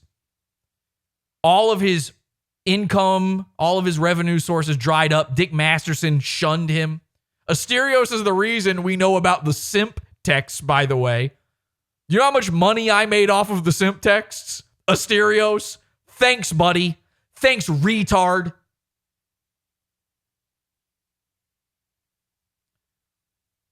Maddox is about to go full fucking in. Maddox is tapping in on Asterios. I have this little feeling, this niggling little feeling. Is he testing the waters to see, is it time to finally bring the lawsuit back? You know, no prejudice. Bring the lawsuit back against Asterios. I wonder if that's what he's thinking, or if he's just like, fuck it. Let's get it all out in the open finally. I don't know. I couldn't begin to unravel the Gordian knot that is Maddox's mind. He's a bizarre guy. I don't know how he functions. But I'll tell you this. I'll sign that fucking affidavit again real fast. That affidavit is fucking, it's as good as signed, okay? I'll get the notary public this time.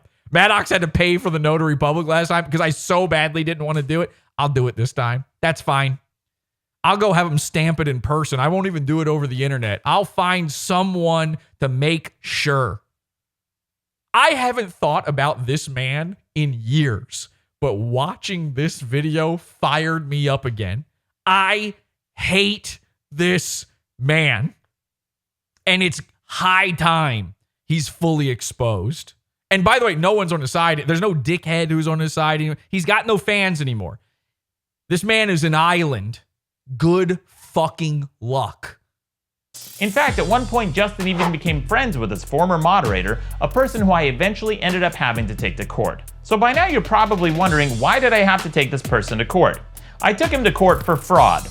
This is a screenshot of an advertisement he purchased claiming to represent me and my company. He fraudulently published these false and misleading claims and targeted them directly at me and my fans. He boasted about his harassment campaign on a website called Kiwi Farms, which is a forum... Okay, Matt, and this is where I go, Maddox, too far. You're in Mersh territory. These are the New Zealand shooter guys. You know? Dedicated to stalking, doxing, and harassment. Yeah, but it's just Keffel, so who cares? Asterios, a guy who... I'm not in on this. This is not me. I'm a different guy. Who calls himself the good boy of comedy, regularly posted on the forums where they doxed my home address and had some choice words to say about me. Why would the good boy of comedy... Whoa! Whoa! No, Maddox! What the heck? Holy, yeah, that's based. We're getting hard R Maddox. Yikes. Are you allowed, is this okay? Am I allowed to do this? Hang on a second. I don't know. Maddox, what are you doing to me right now? Come on, dude. Fuck. He be posting on a hate site like this. That's weird. He paid for this targeted harassment campaign after I blocked him on social media, and he did it specifically to hurt my book sales. And if you have any doubt, he said it himself. What I'm about to tell you is the story of what should have been a private disagreement. Oh, by the way, for the audio-only listeners, Maddox put up a screenshot, uncensored, of someone calling him a, what was it? A gay N-word with AIDS? It spiraled. Everybody of these guys has AIDS, by the way. I mean... They're the only guys left still doing constant AIDS jokes. I don't wonder what that is. What is it about Dick Masterson that inspires AIDS jokes in people? Oh, yeah, because he's a gay cow named Juju. And, this seems like as good a time as any to bring this up since we've got a little bit, we're a little bit in the dick tank right now. I'm the gay Joker. Dick is willing, apparently, to become Juju publicly. He posted this on Twitter yesterday. This is real. This is not an altered clip. It says, LOL, it's Dick Masterson tweeting, LOL, I genuinely care about Ralph, Null, you, Medicare. So I don't know who he's replying to here. So many people have enjoyed their content. It doesn't bother me to be attacked. I'll put on a furry cow suit if it brings the families together. He doesn't want mommy and daddy fighting. You know that one? You ever heard that one before? And then, this is crazy. I mean, we are living in bizarre times, right? Maddox is back. Asterios is back. Whang's under attack. Flamenco replies and says, Juju the cow healing the internet. Flamenco, the guy who won't take the PP test, knows what Juju the cow is. Illegal. Crimes. Much. That's pretty much crime. That's my thing. Juju the cow. I'm the one who. So Dick says, LOL, man, someone please draw me some Juju fan art. My lawyer, Nick Rekieta. This is going crazy. We are in lol cow heaven right now. Blackface Rekieta, actual lawyer Rekieta, says, if it doesn't have Null sucking milk out of your udders, I'll never be able to climax.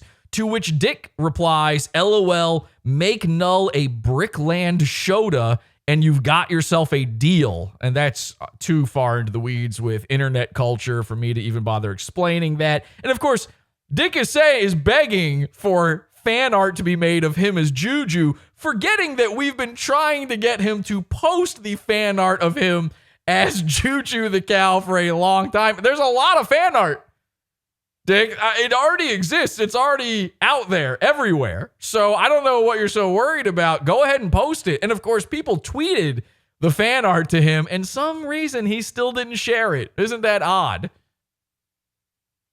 Way out of control and led to some random guy I met years ago in a comedy club in LA becoming obsessed with me, which resulted in a lawsuit where I sued him, his partners, and his company to get him to leave me the fuck alone. So you might be wondering, who is this guy and how did we get involved? Well, he's a copywriter and an amateur comedian who considers himself a male feminist. He virtue signals about defending women's rights, working with female comedians, and how it's never okay to reduce people to their basest elements. Yeah. Okay, this is how, you guys can't see it. So Maddox has made this little animated Asterios as the tipping fat guy fedora thing. He's animated it and everything. This is awesome. What you're missing here is at the bottom of the screen, it says Fedora Guy parody based on Jerry Messing meme and photo. Maddox is crediting the Fedora meme. I have autism. I can't help it. I've never even seen that done before. How does he even know? How did he even research that? That's insane to me. Wow, what a hero. That is, of course, when he's not busy banning cunts on Facebook. And if the trend with outspoken male feminists is any indication, that should be a huge red flag. He does it again. Well, no credit on screen that time. I don't know, Maddox. That's a crime. You and Justin are the same guy now. I wonder if Justin has ever said anything about male feminists. And of course he has, because Justin never misses an opportunity to be a hypocrite. He has a huge problem with male feminists, unless, of course, they're his friends. But back to Asterios for a minute. So you might be wondering... By the way, back to Asterios for a minute. Back to Asterios for the rest of the video. We're in Asteriosville. Buckle up. How did I cross paths with this guy? Well, the very short version is I met him late one night after a comedy show in Los Angeles. He seemed like a friendly guy at first and wanted to promote some of his comedy, so I invited him on my podcast. But we had a falling out. Maddox is so fucking funny. What is... Maddox's illustration of what Los Angeles is. Are people even noticing this? It's just some random fucking street corner. It's not the Hollywood sign, not, the fucking, an aerial photo of the valley. It's not the Hollywood Bowl. It's not the, what is that fucking outdoor mall they all go to? It's not Grauman's Chinese Theater. Just some random fucking Google Maps street corner. What the hell is this? I don't even know if this is a joke. Is this his Is this just where he actually met Asterio? You know what? I take it back. Maddox isn't that funny. He's funny. He's not this funny. This is just he needed to show us where he actually met Asterios. This is crazy. I don't know if I'm properly explaining how insane this image is. This is just, and he made it black and white. Like it's the most serious thing that's ever existed. When I found out he talks behind people's backs. And that seems to be a pattern with him because he's had a falling out with 3 different co-hosts on 3 different podcasts. And there's even a 4th one he got fired from that's not even public knowledge. But maybe I'm the problem. Whoa! Uh-oh, Maddox has secrets! I want to know what that 4th one is. We gotta find out about that 4th one. So I called him out for being two-faced when I caught him talking behind his friend's back. Here's a small sample of the things he'd say about one of his supposed close friends behind his back. So you've got, it says Dax there, so he's talking about Dick Masterson. In private. But again, Maddox still doesn't say Dick Masterson. He definitely doesn't say Dax Herrera. But then he'd go on. And Asterios is calling him a sociopath for the audio people out there over and over again. Try to beat a sociopath then, because now you've pissed off a sociopath, which wouldn't be an issue if he wasn't a sociopath. And Dax is a sociopath. He's a sociopath. You can't beat them. They'll go farther than you ever can. Gay much? Jesus Christ, suck him off already. I know his name is Dick, but fuck. Off the next day and pretend like they were good friends in public. When I catch someone being two-faced, I cut ties with them because they'll eventually do it to you.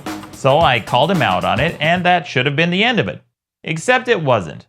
There's more to this conversation that I'll get to in a minute, but what happened next was insane. Asterio started harassing me, my friends, my sponsors, and even my guests on my podcast, all while playing the victim.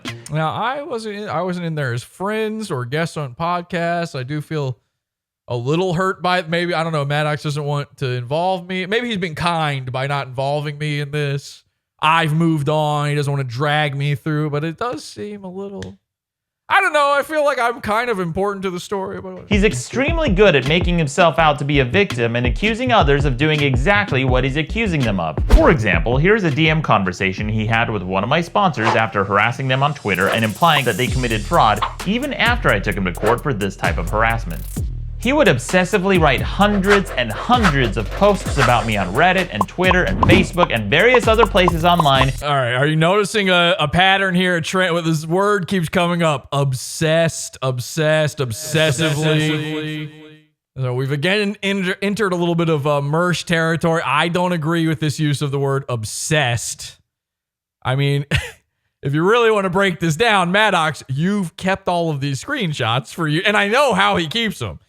Like, I'm not talking shit here, but Maddox, you've got folders and like hierarchy. You've got folder trees in your computer of all these screenshots, and you know them and they're alphabetized and everything. Like, I don't think Asterios might just be remembering stuff. He might just be typing things. You're watching all of it. You're like, I thought you had them blocked. How do you have these screenshots? You know what I mean?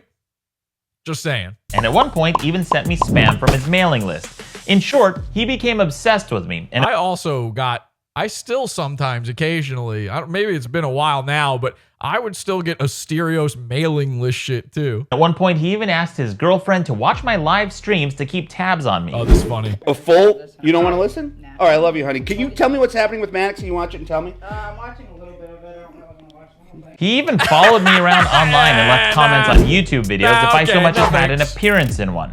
And part of the reason he seemed to be doing this was for money, because just about everywhere he went, he'd spam links to his Patreon account, which is definitely against their terms of service, but Patreon doesn't enforce their rules consistently, and that's a whole other story. At one point, he started combing through my website to find something problematic I'd written 20 years ago, and even contacted a comedy theater I performed at to try to get me canceled there. Except he got the theater wrong and messaged someplace in Brooklyn I'd never been to or even heard of. Maybe that's why he's friends with Justin, because apparently they're both bad at research. Damn, I wonder what comedy theater in Brooklyn. I would know where that is. I probably have performed there. Huh. How do you fuck that up? Asterios is from New York. How would he think that's the one that Maddox was at? And as if trying to cancel me wasn't bad enough, at one point after months of smearing me publicly, he even encouraged his followers to review my podcast and even shared instructions on how to create an iTunes account without using a credit card. And from user AIDS Jesus, my first shout out. No, I'm not user AIDS Jesus, but I am AIDS Jesus. Again, everything is AIDS with these guys. See, I'm AIDS Jesus because I have long hair, so I look like Jesus, but I have AIDS. Now, I think the AIDS part was because they thought I was skinny. Again, I'm a big fat guy. I don't know if you know this. This is the one thing I never understood about it. They said, you know, oh, he looks like Jesus with AIDS. Jesus, no offense, Christians, Jesus kind of looks like Jesus with AIDS. I don't know if you know this. He was kind of all skin and bone, you know. He didn't do a lot of feasts, despite the fish and the bread and the wine. He's always depicted as being, you know, very skeletal. You can see his ribs poking through and everything. How much more weight could Jesus possibly lose? Card, which is a way for people to write fake and duplicate negative reviews. And it's worth noting that all of this happened long before any lawsuits were filed. So you might be thinking, gee, Maddox, what did you do to this guy? Did you go after him and encourage a mob to try to destroy his podcast and products? Whoa, you look like anorexic Jesus. I don't know. Me personally, I think if Jesus had AIDS, they probably wouldn't even have to put him on the fucking cross, you know? Negative reviews? No, actually, I haven't done anything like that to him. So you might be thinking, well, maybe this has been a back and forth feud. Surely, if he's been talking about me this much, I must have responded to at least some of his countless smears and comments about me, right? Nope. In fact, until this video, I haven't even mentioned this guy in public in over 5 years. It does look kind of crazy. All like just piling up everything Asterios has ever said, and you've never publicly talked about him.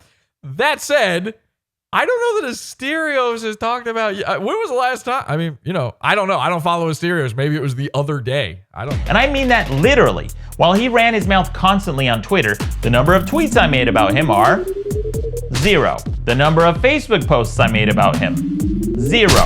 The number of times I mentioned him on my podcast, 0.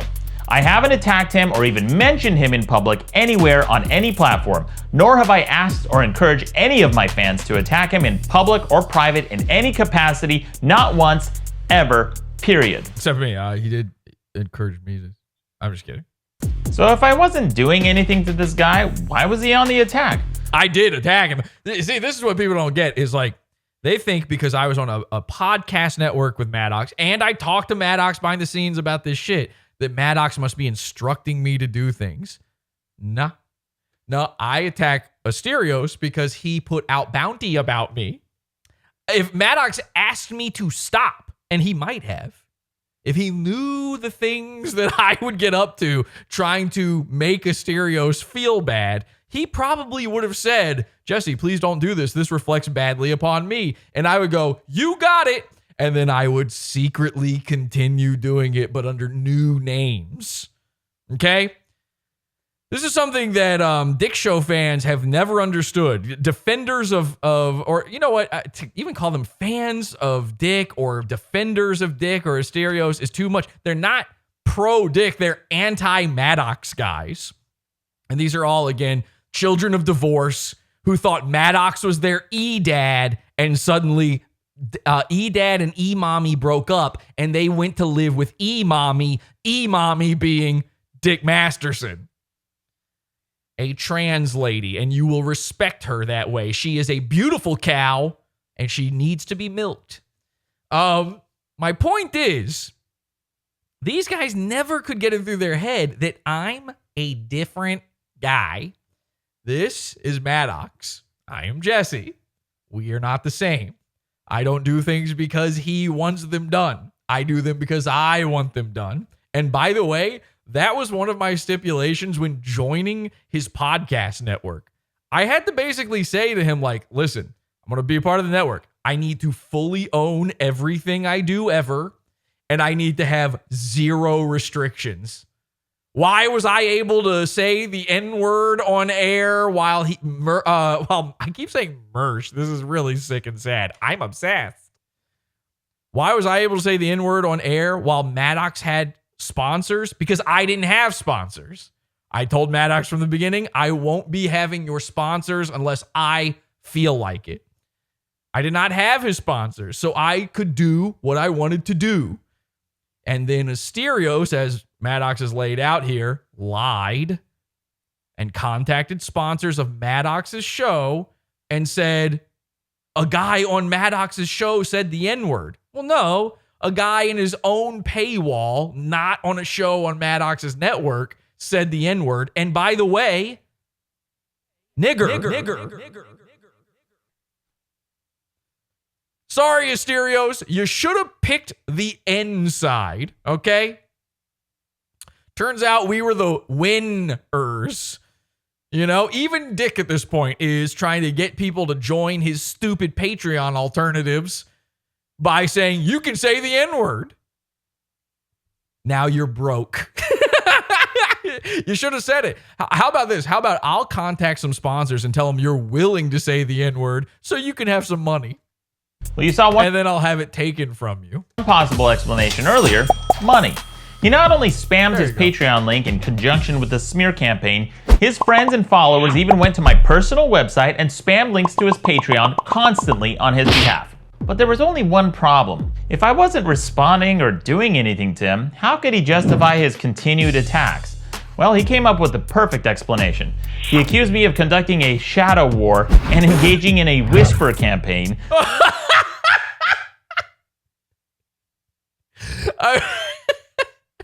So suddenly we've entered the realm of cyberpunk tabletop games.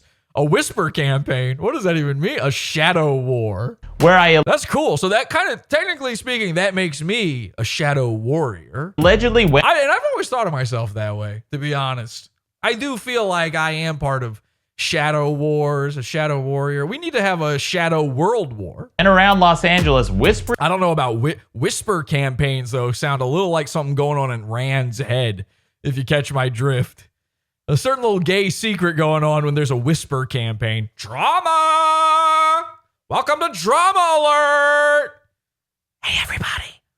There's a whisper campaign going on. Bring things about him and his friends, which is bizarre because I promise you, there is nothing I could. These are not real terms. Yeah, I don't think so. But then Maddox just uses them like they are. Watch this. Things about him and his friends, which is bizarre because I promise you, there is nothing I could whisper about this guy that's worse than the things I've put in this video, which are just things he's actually done. Accusing someone of a shadow war is the perfect allegation. Yeah, okay. So you can't just say, we're not going to live in a world where shadow war is a term. We're already living in a world where we have to say shadow ban with a serious look on our face. Shadow war is not, we've got too many things in the lexicon at this point. We're all full up. Webster's needs to close down, okay? Once wet ass pussy is in the dictionary, we don't have room for shadow war anymore. You know what I mean?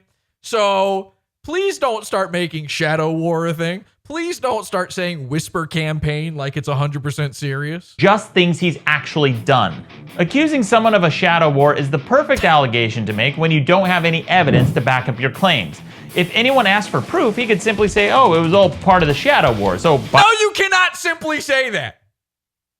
There's no world. Imagine your coworker comes up to you and is like, hey, did you get a raise? They just did the yearly evaluation. Did you get a raise? And you're like, yeah. And they're like, man, I didn't get one. Must be the fucking shadow war. You would go, no, I think you didn't get the raise because you use terms like shadow war, you know? You got to stop saying that. And then your coworker goes, keep it down. And you're like, I'm not part of your whisper campaign. I'm sorry. By definition, there was no proof. This is some of the most delusional, psychotic bullshit I've ever seen. Agree, but mostly because of shadow war. He accused me of all sorts of... Listen, we filled up after food mystery, you know? I'm pro food mystery. I'm anti shadow war. Things where I literally had no fucking idea what he was even talking about. And of course... Of course you had no idea what he was talking about. He was waging shadow war. Without any evidence. He even accused me of creating alternate Twitter accounts and downvoting his YouTube videos like I don't have anything better to do than to downvote videos on some random guy's YouTube channel who I met in a comedy club over half a fucking decade ago. Again, all of these allegations without a single shred of evidence. Okay, Peter Pan, you're the one fighting with your shadow. I don't know. But unfortunately, if you repeat a false claim enough, no matter how ridiculous that claim is, eventually someone gullible enough will not only believe it, but they'll go so far as to attack the person on your behalf. And that's exactly what happened.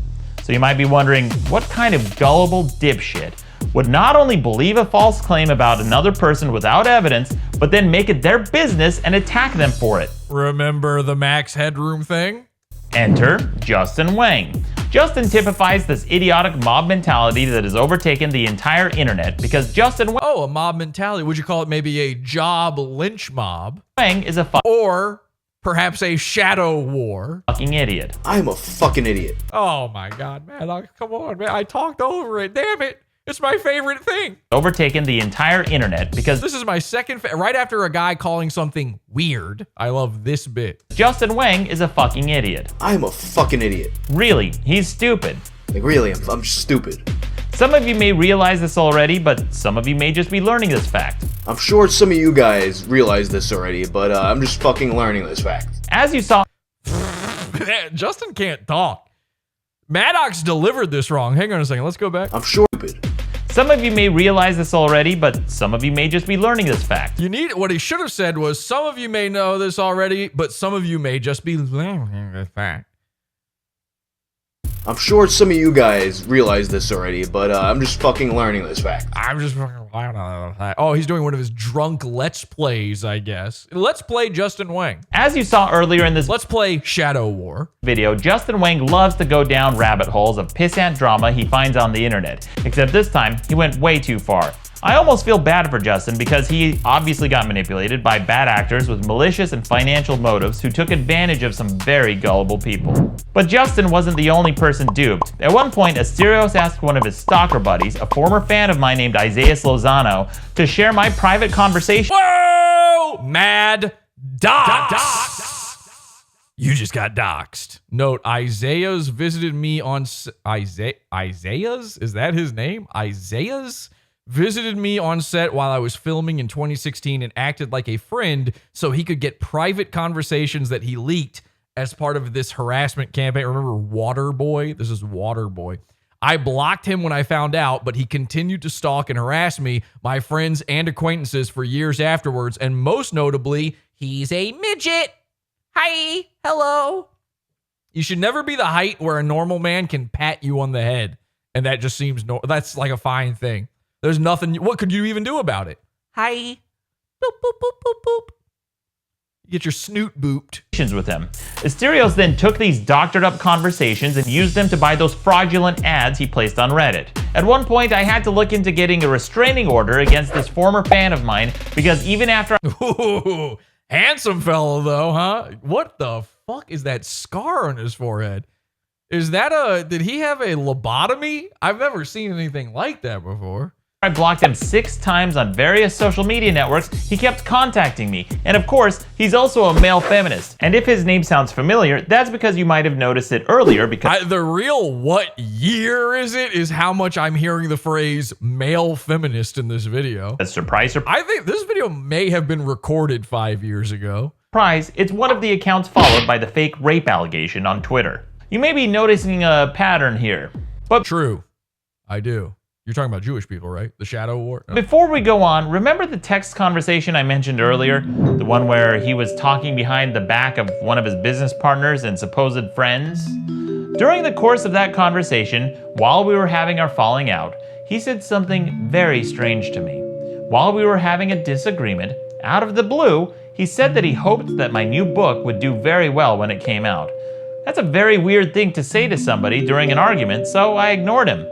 But then he said it a second time, saying, really, and I mean this from the bottom of my heart, have a very successful book launch. Oh, that is so scummy. Again, a worm. That is so scummy. And you can hear, like, I know Asterios. I've met him in real life. I can hear it in my head. Have a very successful book launch. Ooh, ooh, ooh, ooh, ooh. Ooh. I can't wait. Yeah, I'd like to have a successful book launch. I'd like to launch it at your fucking fat head. It sounded like a threat. That's like saying, I hope your kids sleep well tonight during a heated argument. That's a threat. The kind of threat Maddox would do because his usual targets are children. So I told him, don't go after me because I can go after your pocketbook too. The targets of his shadow war. Then he did something very strange. He said, go nuts. And then he gave... No, I remember, I've seen this go nuts again. I got to see these behind the scenes things. I saw this go, when I saw go nuts, I went a little nuts. You want nuts? Let's get nuts. Give me the contact information for a company I'd never heard of before. A company called Weber Shandwick.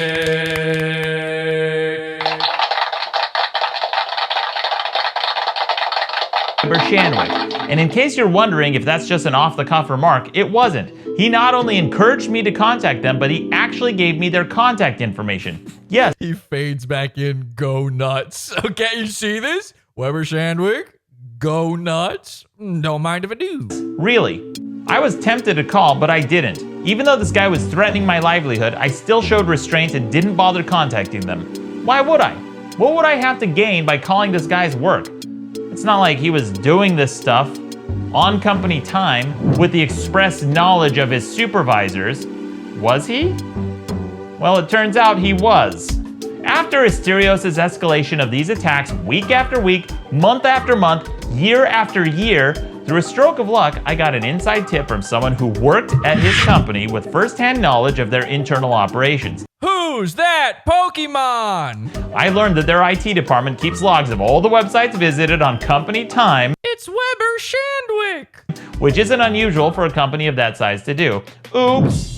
This is one part of the video where I won't disclose my source to protect the parties involved, but if you have any doubt, It was me. I'm the source. were multiple eyewitnesses who watched him do this from work, including his own followers, because the genius live. Okay, this is great. Hang on a second. I gotta go Eyewitnesses who watched him do this from work, including his own followers. So again, if you don't understand what's happening here, this part could be a little confusing.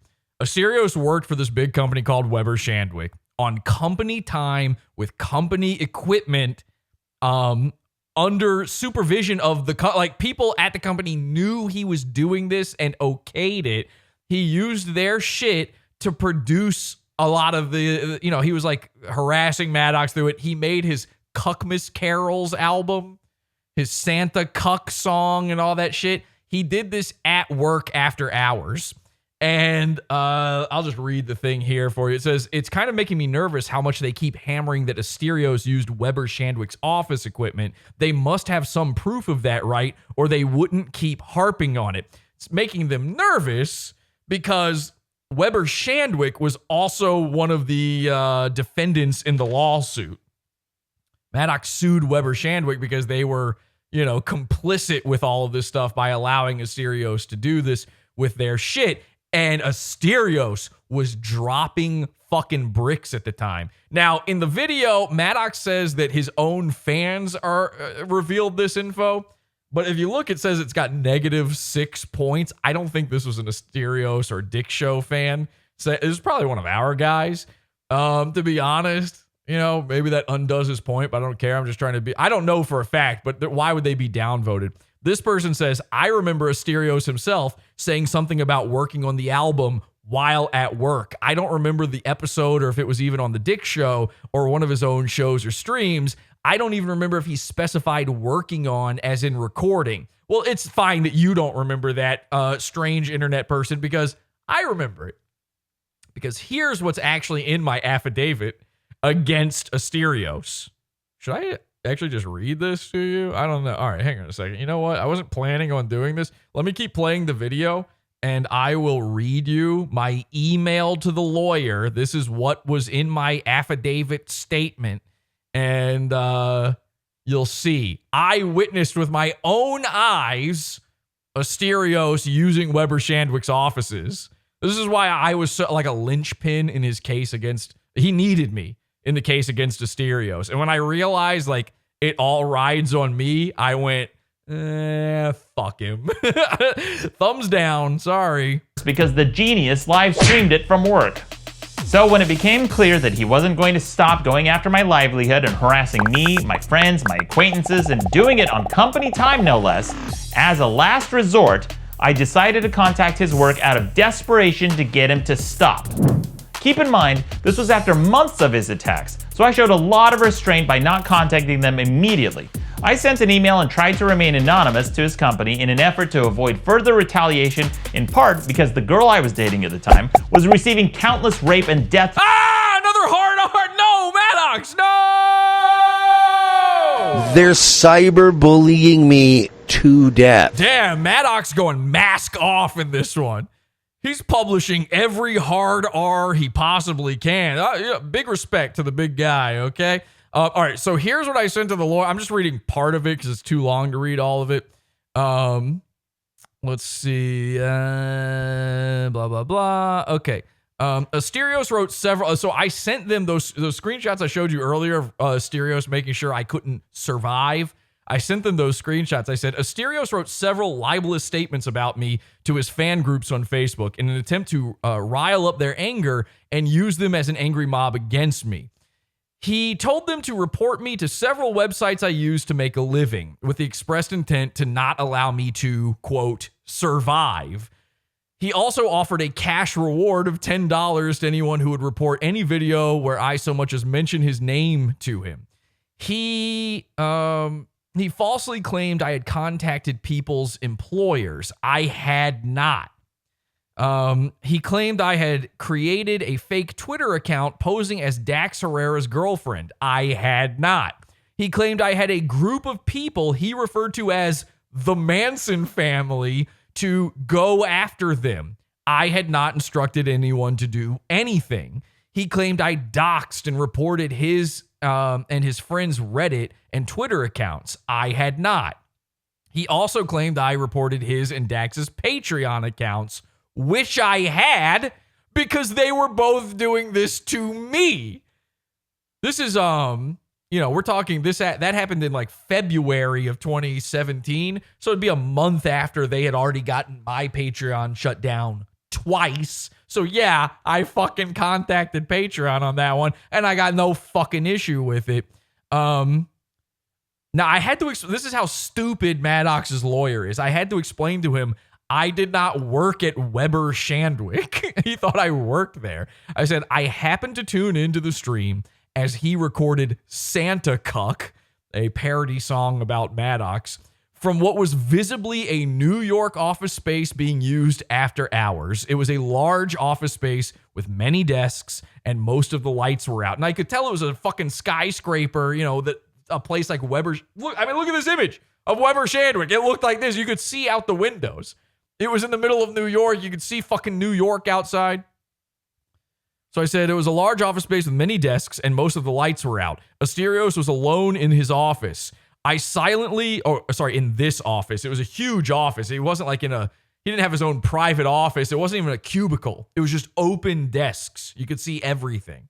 I still remember, I can close my eyes and still picture the offices. I'd be able to pick it out of a fucking lineup. I remember the big columns that were behind him and shit. And again, the lights were half off, and I still have a vivid memory of this. Most of the lights were out. Asterios was alone. I silently watched the stream for about 5 minutes to see what was going on, and he was recording songs for this album. At one point, I made a comment in his chat room, and when he saw my username, he said, quote, "Oh shit," and immediately and unceremoniously ended the stream. I do not have access to the stream, and I do not know the date that this happened. But this is me testifying under oath that I saw it. So that interesting little Reddit exchange where they're like, they must have some proof on it. In truth, they didn't have it. Asterios took down the stream. When he saw my name, he knew he was fucked. He knew that was bad. This was way before the lawsuit. He knew that was a bad fucking time. He instantly deleted the stream. Not just privated it, deleted it. Now, of course, that shit's still in YouTube server somewhere. Like, they should have subpoenaed YouTube for it or something, but Maddox had the dumbest, worst lawyer of all time, so they never did that. So they needed me. I'm the guy who witnessed it. What did they have? They had my written testimony. Okay, that's it. That was all they had. Retaliation, in part because the girl I was dating at the time was receiving countless rape and death threats from this mob. And I know he did this with the explicit knowledge that this group that he was part of makes these types of threats. How do I know? Because they've even done it to him and his ex-wife. Wow, what a feminist. I thought a company like Weber Shandwick would step in and do the right thing because they like to stress how forward-thinking and progressive they are, releasing statement after statement about how they're leaders in diversity and inclusion. They even released an article proudly boasting about how many people of color they've promoted. Very progressive of them to tally up the colored people in their office for a bullet point and a marketing sheet for their company.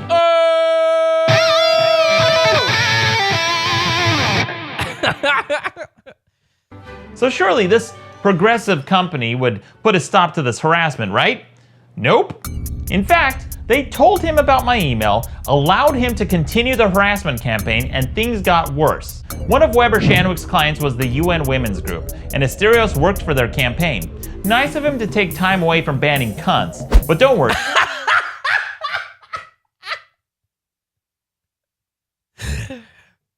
Maddox, make fucking videos, dude. Write articles, make videos. What are you doing?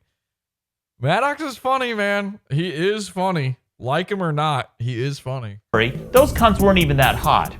But at this point, I have to admit I made a mistake. Had I known then what I know now, would I have contacted his employer? Absolutely not. I would have contacted them much sooner, because I had no idea these maniacs would still be going at it over half a decade later. That's how this ultimately became a lawsuit, because this random guy I met at a comedy still got Justin Whang in the showing. This random guy I met, Justin Whang. Justin Whang is also bad. There should just be two arrows. What if the arrow just curled all the way around back to Justin Whang? In Los Angeles became obsessed, caused damages, and doesn't know how to fuck off. In my 23 years of doing this, I've never had a problem with— Wait, why was Whang on his knees there? Hang on a second. I was thinking about, like, okay, so Maddox blurred out. Asterios is in a big group hug with a bunch of men. It's looking, but Whang is down on his knees in front of these guys. What is... He was already down there for the photo? What is happening here? Damages and doesn't know how to fuck off. In my 23 years of doing this, I've never had a problem with anyone. I think lawsuits should only be used as a last resort. In fact, I told him as much. What's not publicly known is that at some point during the suit, I reached out to him. Nah, he's saying that, but I see this date, 9/14/2018. I'm pretty sure I'd been saying to him for a while, don't do the lawsuit. No lawsuit, don't do the lawsuit. No. Directly for the first time in years and offered to unilaterally drop the lawsuit for the low cost of leave me the fuck alone. It was all I ever wanted, and I didn't even ask for legal fees or damages. Again, all he had to do was fuck off, and that would have been the end of it. I was polite and cordial in my communication. I said, take your life back, and ended the text by saying, let's end this tonight. They're saying that Whang, well, the reason he was on his knees and that was he was Whang sucking. That might be true. I don't know if you've ever seen Whang suck. I'll just give you a little taste. You want a little taste of Whang? You want to see what a little Whang suck is like? Yeah, let's take a look here. So this is Whang on the Dick Show. All right, he's doing some Whang chugging. I see a person more or less in focus. Yeah, you see. I don't know if he's actually that color, but there's some Whang sucking. Slurp. Well, there we go. I like being so much bigger than suck.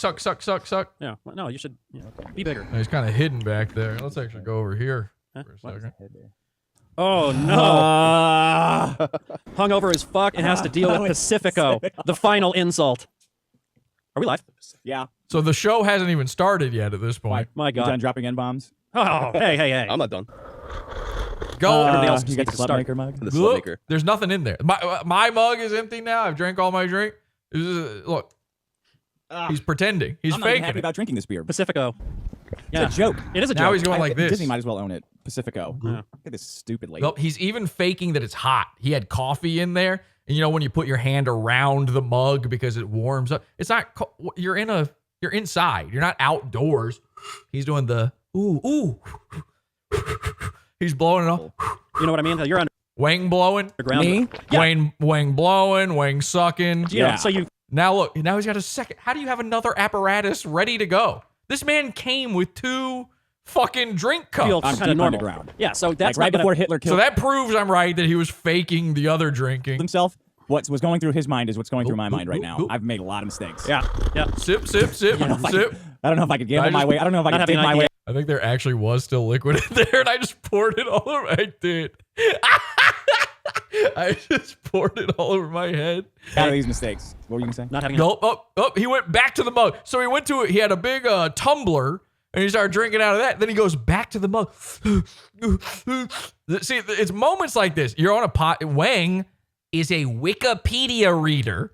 Moments like this reveal your true nature. You know what I mean? Like, it reveals what you've really got for the world. You're this nervous to be on a fucking shitty podcast, and it hasn't even begun. How did you finish 2 drinks before it's even begun? An IPA for this. I mean, you've had enough practice. You should be seeing the future by now. So you got to drink too much volume to get anything out of it. It's literally you're just drinking it as medicine right now, not because you want to enjoy a nice Pacifico. Medicine tastes better. See, even in his head, he's talking about Dick's drinking a beer, but he's thinking about him. I'm just drinking this as medicine, right? I just need to calm my nerves. Maybe if I just squeeze the bottom of the cup, something will fucking come out. I hope none of them look inside my cups. He's like Howard Hughes. He's just surrounded by jars filled with liquid. Better than this. They sell this at Target. That's how bad. That's how shitty of a beer it is. Do they sell booze at Target? Do they? Only Pacifico. Oh God, I haven't been at Target in a while. What? You have a girlfriend and you haven't been in a Target in a while? How many is that? Ding, ding, ding. We should have been counting. What's a while? Oh, how have you not got dragged? How Oh, through many Christmas in you are didn't we? get dragged Angie clipped this. into Target? No, This is over on Pod Awful's Savage Clips. Online. Everything's online. She's got 2 of these, by the way. There's 2 videos worth of this. She has 2 entire videos. But they go there for fun. It's like looking at lights. Nah, Target. I don't know. I've been maybe once or twice in the last year. Nope. Target. Oh. Maybe. I heard 80's girl said she was going to Target like right before Christmas. And I said, Hey, do you know you're in the room too? You're not watching this pod. You know you're there, right, Whang? I know this is your favorite show. These are your favorite guys. You're willing to get Maddox canceled for your dad. You've pledged that you will rape, kill, and Whang suck for Dick Masterson. But you gotta talk. And again, the show hasn't begun. oh, okay. Right before our Christmas party? Yeah. So, yeah. I'm going to come along. Slurp. Too. There's another one. So we're at least, how many slurps in? We're 2 cups, 2 different vessels, and at least, I would say, 8 slurps in. Just to help. Thank God that I did. Otherwise, this place would be decorated to hell and back, top to bottom. Is that what it was for, decorations? Uh-huh. We veered right into the decoration aisle. You had cool stuff for that Christmas party. Like the photo booth. My and photo all booth? That. Yeah, it was cool. That was pretty cool. It was cool. Yep. Going all out for Christmas, huh, Dick? I do. Yeah. For parties? Yeah. The only thing we go out for that, Jerry, my guitar player, he met last night. Every summer, he has the white trash. Oh my God. Dick had to meet his guitar player. That must have been so. Oh, hi. The guy, you're the guy in the mask. Was he wearing the mask at the time, by the way? Okay, so let's go back to our main video here. With only 20 minutes before the midnight deadline, he finally replied and said, "Please communicate through your lawyer and mine." Since he left me less than 18 minutes to respond, I took the cordial tone as a sign of reconciliation and goodwill, so I decided to end things and hoped that he would finally stop and leave me the fuck alone. So I responded and said that I would drop everything and hoped that cooler heads would prevail. But he didn't acknowledge it in public and carried on the next day pretending like this conversation didn't occur, milking it for all it was worth. Then he tried to file a counterclaim that got thrown out, and finally, that's where you think things would have ended. Except of course it didn't. Then Asterio started to carpet bomb the internet with his false victim narrative while gaslighting me and telling everyone that I sued him because he called me the word cuck. The word cuck is an insult used to emasculate men, similar to calling someone a beta, soy boy, or a f***it. Yes, even though he committed fraud, harassed my friends, sponsors, and spammed me relentlessly for years, somehow he was the victim because he got sued. Newsflash, 100% of people who get sued don't like it. I couldn't give less of a shit if he called me a cuck or a f***it. I've been called way worse. Whoa! What was that? Who don't like it. I couldn't give less of a shit if he called me a cuck or a... Hang on a second. I'm going to have to play that. He's blurred. Okay, he starts to say something. It gets censored out by a klaxon horn. We're going to have to go frame by frame on this one and see what word that was. I don't give a shit if I... Now, he says shit. That's a bad word. He says cuck. That's a mean word. And then he says...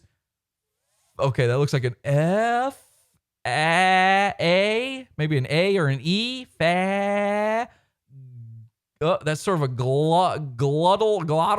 What is that word sound? A ga, fag, ga. Whoa. Maddox is breaking out hard R's, hard G's. The man is fucking going in hard on this one. Percent of people who get sued don't like it. I couldn't give less of a shit if he called me a cuck or I've That's crazy. Been called way worse in the comment section of my own videos daily. His narrative doesn't... Wait, did you get called that? Because it doesn't count as like, oh, I was just quoting. Unless, did you get called that? Or was that just in your head? Even make sense. People have been calling me names much worse for years and I haven't sued anyone. You can call me whatever names you want. That's protected speech.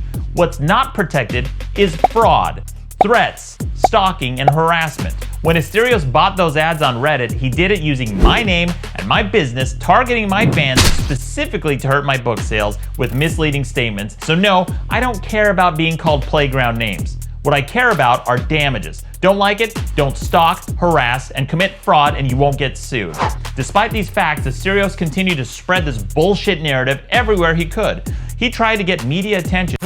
Ryan sent in a super chat. Ryan Katzer Rivera says, I should have loaned you my slanty peepers for this getup. Can I tell you something? So I drew on Asian eyes. My apologies, Ryan. I did this last time that I did the Whang episode too. And I walk up to my wife and she's like, why did you draw them going down? And I'm like, that's just because I have droopy eyes. I couldn't help it.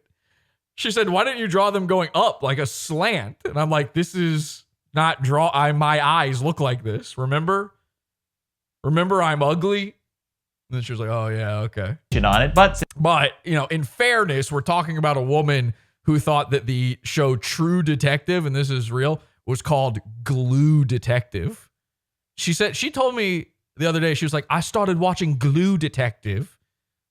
I said, who did it? Elmer? Did you find out yet? You know, they try to, it's not a very good show. They make you think, like, instantly, you're like, it's got to be Elmer, right? And they try to misdirect you, but you're like, it's Elmer. And it turns out to be fucking Elmer. Since most people have never heard of this guy, the only... Kelsey said that it turned out to be Elmer, but the charges didn't stick. She begged me to tell you that joke, okay? Glue Detective, everybody. How did you feel about the Glue Detective bit? Jules? Huh? Robin? People who would cover the story were his friends in the media. This is just what when I drew the slanty eyes, I went up and then, you know, I was going like this. I was going like, we are Chinese, if you please. And I went boonk, upward, right? I did a positive canthal. Isn't that the term for it? A positive canthic fold or something like that. I went like this and then I stopped doing the squint and then it went negative. Oh boy, good thing I'm already married. Too late. Oh, you just found out I'm ugly, honey? Too bad. Good luck figuring out how to divorce me. Good luck. Sorry, you're stuck with me now. I'm not leaving.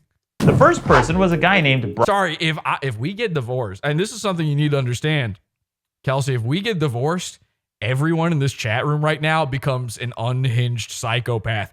I don't know why. That's just the way the internet works, okay? If you're not allowed to get these guys have all been through divorce already.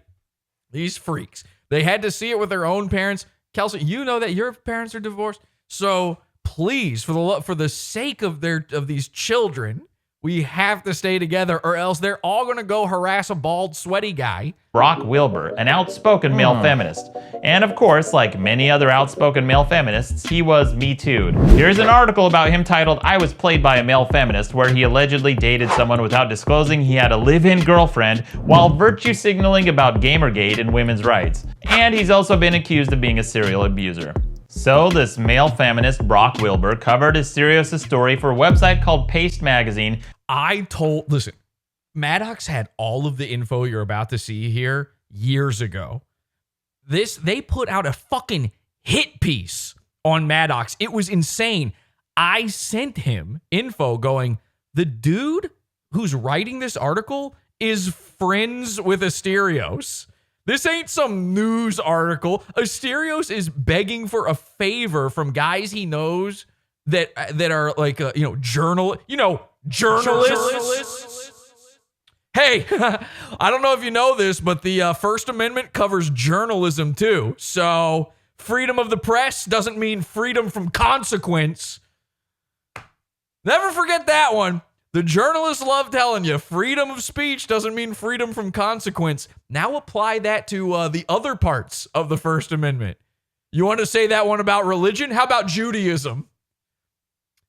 Hey, freedom of religion doesn't mean freedom from consequence. Start sounding kind of silly when you say it like that. Freedom of assembly doesn't mean freedom from consequence.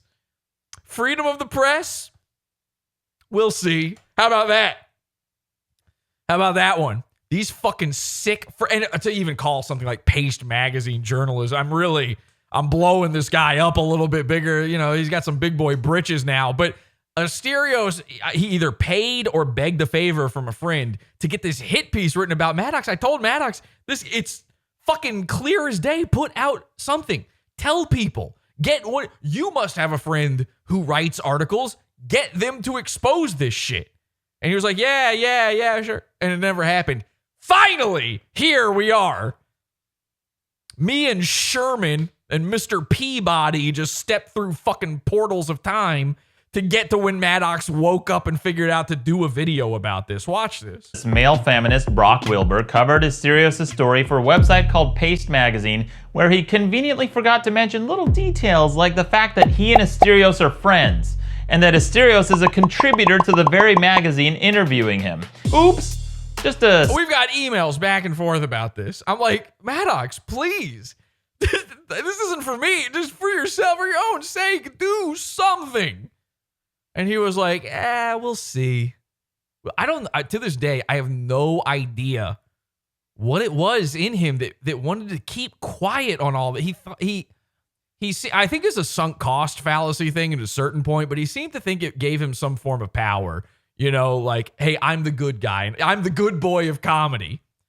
And he's just now waking up to the fact that it fucked him. Slip of the mind, not to mention this major conflict of interest and not a deliberate attempt to whitewash his friend's narrative, right? Brock didn't bother reaching out to me for comment, and he sure as shit didn't disclose his relationship to Asterios.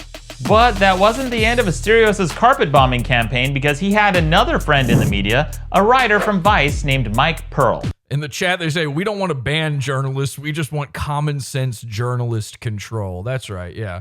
And they're not allowed, guys like this Mike Pearl fella. Listen, and again, freedom of religion doesn't mean freedom from consequence. I don't know. But I'm not saying you can't be a journalist. I'm not saying you can't congregate at your journalist synagogues. All I'm saying is, listen, I'm a Second Amendment guy. I'm a First Amendment guy, okay? All I'm saying is you guys can't carry around the little bump stocks on the top of your head anymore. You know? That's all. What's wrong with that? Just some common sense journalism control. Mike is his longtime friend and former roommate. He's written such articles for Vice like this one about the legalities of pseudo-kitty porn. The only problem was, Mike wouldn't have been able to write about me because I've actually met Mike before. I know, when I look at forelocks, I think, isn't that sort of like a forward grip? I'm not sure. It seems to make the bullets come out faster. It seems to make the journal fucking articles come out faster. Several times. In fact, we've all hung out together, so if he tried to write an article about me, I would have been suspicious.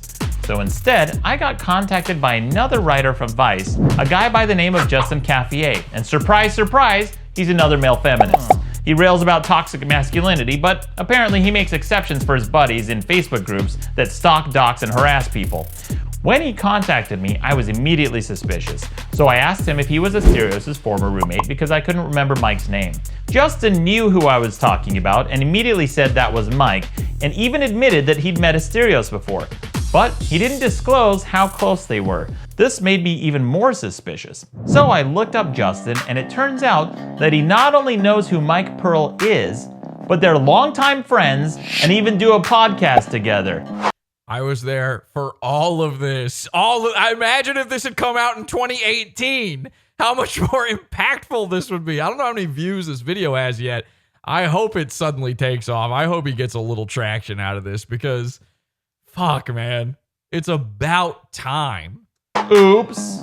When I pressed Cafier about this, he downplayed his relationship to Asterios and said that they weren't friends. He even went a step further in public, saying that they'd only spoken once prior to this story. Well, that's funny, because I found this Twitter thread where they communicated as far back as 2015, and another one from 2014 where all three of them, Justin, Mike, and Asterios, were on the same thread together. A journalist lying, but that's illegal. After the 1997 journalist lie ban. That's weird. Almost like all three of them were friends. Since he wasn't forthright, I decided to investigate a little bit further. Turns out that they're much closer than he let on. Cafier has not only met Asterios, but he follows him on Facebook, Twitter, and Instagram. At the time of this recording, Cafier only followed about 6 public figures on Facebook, including Barack Obama and Steve Agee. So it's pretty Steve Agee. Well, I would do a little bit more research there, Matt. I don't know who Steve Agee is, but okay, Steve Agee. Steve Agee. You're a comedy guy. I feel like you should know who Steve Agee is, but okay, Steve Agee. I would maybe take 2 on that one. It's no Justin leaving his phone on during an edited video, but let's just go back to the, okay. Actually, take this video down. I would like this whole video taken down and that correction made. Telling that he made Asterios one of the few people he follows on every platform. I don't even follow some of my closest friends on all 3 platforms. And in case you think that he did it just for research, we can rule that out because he doesn't follow me anywhere. Then I dug a little bit deeper and surprise, surprise, guess who they invited as a guest on Justin and Mike's podcast? None other than Asterios Kokkinos. I'm sure it was a total benign lapse in memory and not a deliberate attempt to hide his relationship, because as a journalist's advice, it might be looked down upon to publish puff pieces about your friends without disclosing your relationship. Although it's Vice, so I'm not sure if they have any journalistic standards to begin with. Now, you might be saying to yourself, Maddox, I mean, the guy said, I met him one time before. Maybe he was just on the podcast that one time. He was telling the truth, and he forgot that there was a Twitter exchange. You know, you can talk with people on Twitter and have no clue who they are. That's all fair. But then... And if you have any doubt as to how close they were, they even promoted Asterios' narrative on the podcast, plugged his fundraiser for him to try to counter-sue me, and Asterios signed off the episode, and I can't make this up, by saying, I'll talk to you guys later. I love you both. To which they responded, love you, bye. Thank you. All right, I'll talk to you guys later. I love you both. Love you, bye. Okay, well, it's looking a little bit more damning. Totally normal way to end an interview with a journalist. So contrary to Justin's claim, that's 4 instances that they've... Listen, I'm not saying we should send jackbooted thugs to go storming into journalists' homes and taking them away or anything, but... communicated before this article, and that's just what's been documented publicly. We need to at least create a registry for these unrestricted journalists everywhere. You know what I mean? Something, we need to write them all down and know. So if I did my math correctly, that makes Justin Cafier a liar. So the guy wanting to write an article about me from Vice is... By the way, Maddox does all these graphics and all this 3D shit, all of that. He does, like, this probably took him a long time to do. Friends with the guy he's writing about and his roommate. I love you both. You'd think that that would be an important piece of information to disclose. I wonder why he didn't mention that. They also plugged Asterios' podcasts, except he forgot to mention his podcast on Cunt Media. Why? Cunt Media. Why does that sound so familiar? Oh, that's right. It was one of the accounts followed by the person who made the fake rape allegation. And we've come full circle. And in case you're wondering how deep this nepotistic rap... By the way, this is a video about Justin Whang. rabbit hole goes, I checked the pages Justin was following on Facebook, and Paste Magazine was one of them. The very same website that Asterios is a contributor for, and the one where Brock Wilbur published his hit piece about me. So the jig was up. I asked Cafier if he'd disclosed this conflict of interest in the article.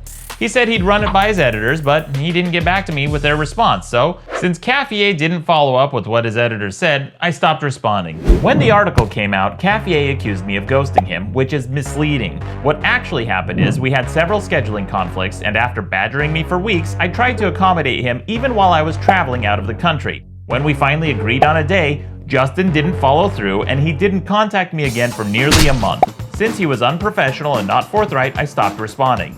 But Justin simply said that I turned down the interview, which implies that I didn't give him a statement, except I did.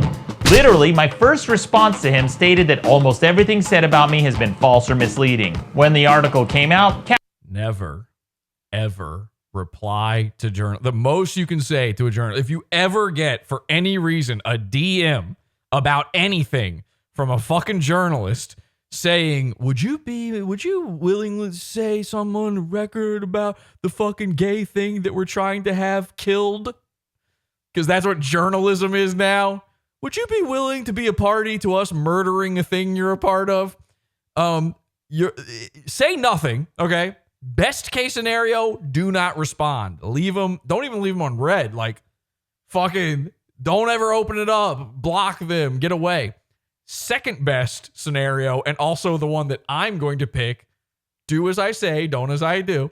But second best scenario, tell them to eat 1,000,000 bullets. How many bullets can you fit inside your stomach? Let's find out. A 1, a 2, and then send them the gif of the owl from the Tootsie Roll Pop commercial. Okay? That's, again, choice number 2. I would do it. You shouldn't do it. You should go with choice number 1. I wonder if you could poop out a bullet after shooting one into your stomach. Let's find out.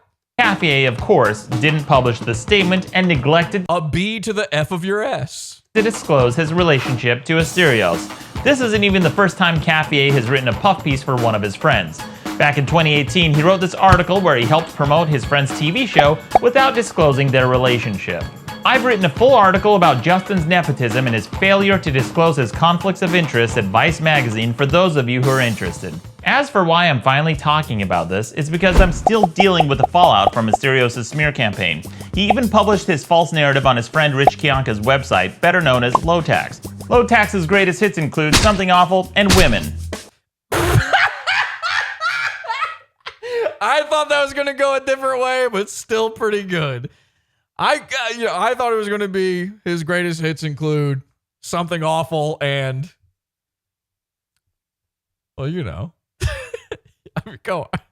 But Hitting Women pretty good. I really thought he was going to, and RIP, by the way, to Low Tax, a guy who, if it wasn't for him, I never would have heard the phrase toilet person 80 times.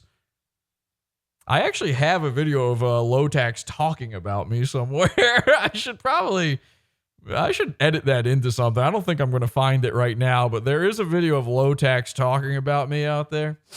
Yeah, Low Tax took a B to the F of the S as well. I don't know if it was the S or the H, but he put a B somewhere in his body, and now there's no more greatest hits. That was his final hit. And of course, Asterios even defended Low Tax in his hit piece against me. And the stuff you've seen in this video barely scratches the surface, like when he started posting what he claimed to— Oh, look at that! Jesse, that's me as the guy from Korn. Ladies and gentlemen, now we're officially full circle. I don't know, you can just barely make it out. I'm Korn guy here, Jonathan Corny Thomas, whatever that guy's name is. What is the Korn guy's name? Jonathan Korn. It says, Madcast Media's Pod Awful host uses the N-word live on air. This is that video that was taken down for harassment and bullying. That was about me. It was just a video of me saying the N-word. That was it. And then somehow that got tied into Maddox's sponsors or whatever. Jesse P.S. of Pod Awful is a racist and a bigot. So you see here, this image right here, proof positive that I should be allowed in Justin Whang's band Jinx. If that doesn't do it for you, I don't know what the fuck would, okay? That seems to be... I should be allowed to be like the scratchy, scribbly guy or so. I feel like I could do that, you know? I'm touching buttons right here, right now. I'm doing all sorts of scribbly dealies. So there you go. I'm part of Korn, and it's pretty good. Finally, I'm in this fucking video, by the way. Goddamn, Jesse P.S. of Pod Awful is a racist and bigot. You can't dispute it. And I won't. Listen to a few of his shows. I love when they advertise your shit for you. You know, isn't that nice? Listen to a few of his shows. Pay for his paywall. You can never give him enough. And you'll hear some of the most disgusting and racist, bigoted comments you could imagine. He has no shame. Really? What clued you in? Was it the Asian eyes? As a fan of Madcast Media Network, we demand a fan of Madcast Media Network. No such thing. We demand he be removed from the network. We are choosing to remain anonymous because we do not want to be targeted by Jesse or his online bullies.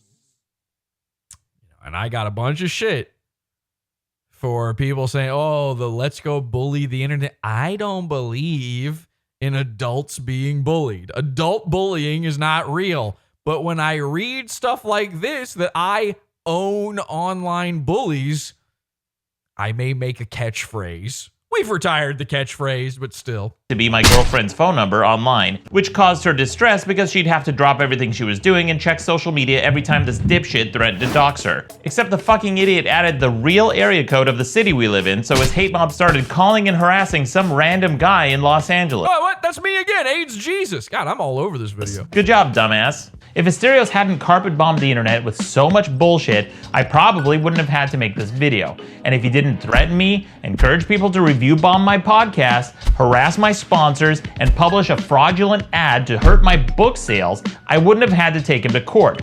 I would honestly love to never have to mention this idiot ever again. Had Justin not involved himself and minded his own fucking... Oh, Justin Whang. Oh, right. Yeah, Justin Whang. Right. Oh, that's why I'm dressed like this. Right. Yeah, I forgot. Oh, okay. Yeah. So, what happened again? Justin Whang fucking raped your nigger girlfriend. What happened? Business instead of a... I'm sorry. I'm sorry I said that. I take that one back, okay? This is a free YouTube episode. This is getting heated. Maddox got me in the mood. Listen, double G's, hard R's, hard T's. Maddox opened the floodgates, and I've gotten a little too comfortable here on YouTube saying some stuff this time around. But I swear, in that moment just then, that wasn't me on the Madcast Media Network saying it in. I was trying to think back to words. What I was in my head, the joke was, okay, Justin did what to you? And then I just named random word. He Weber Shandwicked your, and for whatever reason, the first word that came to mind. Well, okay. Attacking me completely unprovoked,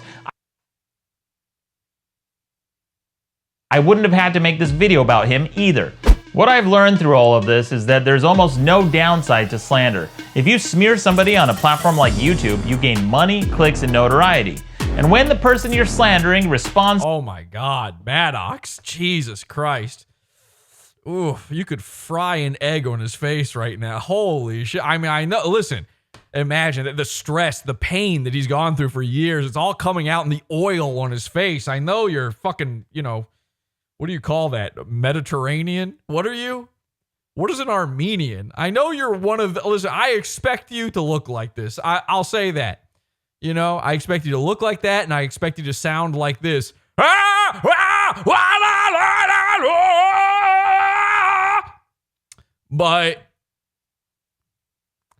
I don't know. Get a rag. You were on Justin about the phone. You could pause. You can edit out this part. You take a rag. You go... Maybe run headfirst through a car wash or something. To set the record straight and prove you wrong, as they usually do, the person making the smears can either double down and get more clicks on the drama, or they can apologize. Unless the person you're slandering has the time, energy, and resources to litigate, scumbags like Justin will always profit off of slander and drama. And even if Justin doesn't monetize his apology, the damage is already done. He successfully removed me from a panel and silenced me from speaking engagements. How did we get to this point in this country where instead of debating the people that we... How did we get to this point in this crunchy? This guy can't talk. I've not watched enough of his shit. Justin Whang can't speak. He's that level of autism. How did we get to this point in this crunchy? From speaking engagements. Speaking engagement is a kind thing to say around Justin Whang. How did we get to this point in this country where How did we get to this point in this crunchy? How did we get to this point in this crunchy? instead of debating the people that we disagree with, we just want to silence them outright? Yeah, good question, Justin. I wonder how we got here. People like, just take your shirt, Maddox, and just bring it up over your face and kind of give one of these. You know? Like Justin represent the very worst elements of cancel culture. He's exactly like the woke SJW PC culture he claims to hate, except worse, because at least they're not pretending to be champions of free speech. If anyone deserves to be the target of cancel culture, it's truly him and all the shady, clout-chasing drama losers like him. Well, you like drama so much, congratulations, dipshit. Now you have some of your own. The only reason I ever took any of these people to court is because they don't know how to fuck off and leave people alone. Don't like it? Don't fuck with people's livelihoods and they won't fuck with yours. Justin, Asterios, Vice, and the phony progressives of Weber Shanwick can all go fuck themselves. So in conclusion, what have we learned? Unfortunately, that nothing ever gets accomplished unless you make a big public stink about it. How did it take you this long to learn that, Maddox? Please! This is explained to you over and over again by everyone you know. From having to bitch about customer service on social media to get remonetized on YouTube and to getting people to leave you the fuck alone, nothing ever gets done unless you go public. And we don't know that that's what's going to happen now. Like, you're igniting an old flame again. You know, you're reheating some shit. This might boil things over again. This might have the opposite effect. I think this would have had the effect you're looking for back then. Now? So part of the reason, especially with me getting involved, I'm making this probably why he never brought me up in all of this video now is to let people know about some of the bullshit I've been dealing with for years now. So part of the fallout from all of this is that Justin Whang has now been exposed as an unfunny plagiarist, a joke thief, and a hack. But of all his offenses, perhaps the most egregious one, and the one that's most unforgivable, is that he's part of a nu metal band. Don't forget to send me your tales from the internet videos. There's a lot more to this story, and maybe I'll tell it someday if there's any interest. Comment below and let me know. That's it for now. Until next time, I'm Maddox. So there you go. He says it right there. If you want to hear more about this tale, and there's a lot more that Maddox has never told, you can do that. Go to his video right now. I'm begging you to go to this fucking video and leave a comment saying, there's a man on the internet who has saying we want to hear the rest of this fucking story. We're already at 13,000 views. That's pretty good, but for a channel Maddox's size, it's not great. So he needs your views. Don't just say like, oh, I watched it on Pod Off. Let it fucking run in the background. Watch the entire thing and leave that comment. We want to hear about it. I left a comment on the video. I said, I'm back on Team Maddox. And noticeably, Maddox did not like or heart that comment. I tweeted out the video. He didn't respond. It's not great, but whatever. Up late and deleting comments left and right. Bring back banana docs. I'm tired of autism docs, says a guy who thinks that Maddox is deleting comments right now rather than the comments that are disappearing are probably filled with the words that Maddox and I have been saying this whole episode. Man still seething from 5 years ago. Damn, that sucks. See, this is the thing. This is what's so crazy about the fucking time travelers. These guys only exist 5 years ago. That's your whole thing. Go to the Dick Show subreddit right now. Go to the fucking, I don't know if they still have a Facebook group. Go there. Go find a Dick Show anything. They're still talking Maddox. I happen to have looked at the Dick Show subreddit yesterday, okay, which is just hours ago. I looked at it before this video was released. Someone had just made a thread about Maddox. And what was the first reply on it? Are we still talking about Maddox? Yes! You think Maddox is still seething about this shit from 5 years ago? This video exists because you time travelers won't leave him the fuck alone. I do think there is a little bit of an issue. I do feel like he used Justin Whang as a springboard into this, that I don't think this video would have been made without that little connection. little slimy, but so is Maddox's face. So who cares? And also, fuck them. Now, so this guy says, you're both terrible people, LOL. Who is, do you mean Asterios and Whang? Who is the both in this scenario? They've already forgotten Whang was in the video. You know they're not talking Whang. They're talking Asterios and they're talking Maddox. Why are they doing that? Because it's a Dick Show guy. They hate Asterios now. I'm begging you, let's get Maddox to talk about Dick. Let's make Dick defend the indefensible. It's time. I don't care how much time traveling we got. This might take until 5 years from now, but we need to build up Maddox's courage and confidence, and we need to see this. We could be living in an era where Dick Masterson actually dresses up on camera like Juju the cow. I'm the gay Joker. I'm a killer gorilla.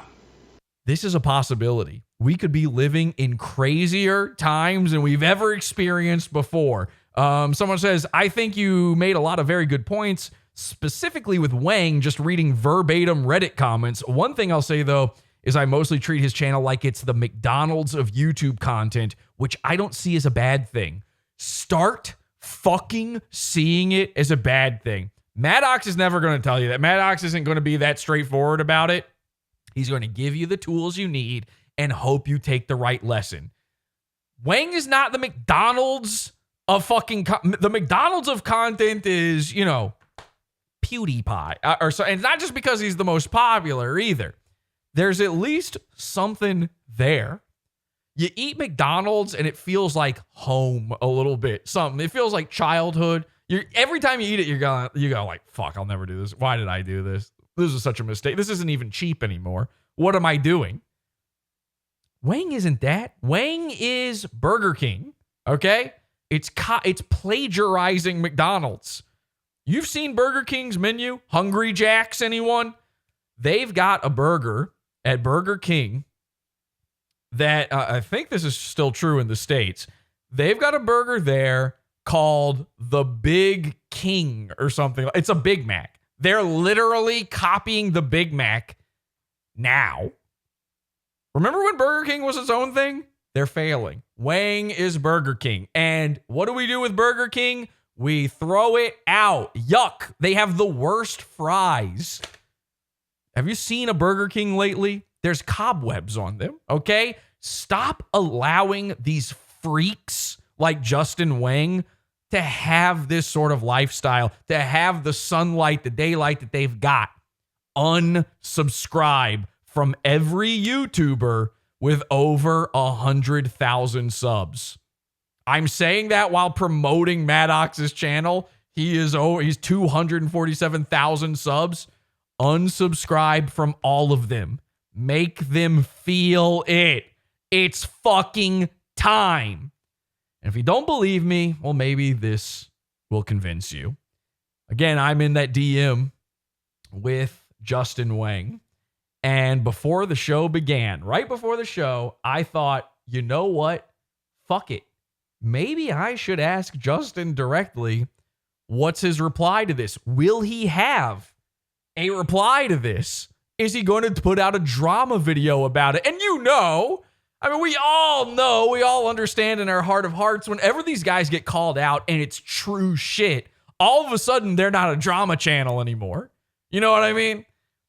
Everything is up for grabs and no one's obsessed until they're talking about you. So I asked him, I said, at Justin Whang, are you going to reply to Maddox's video? No one in the group chat even knew what this video was. They hadn't seen it.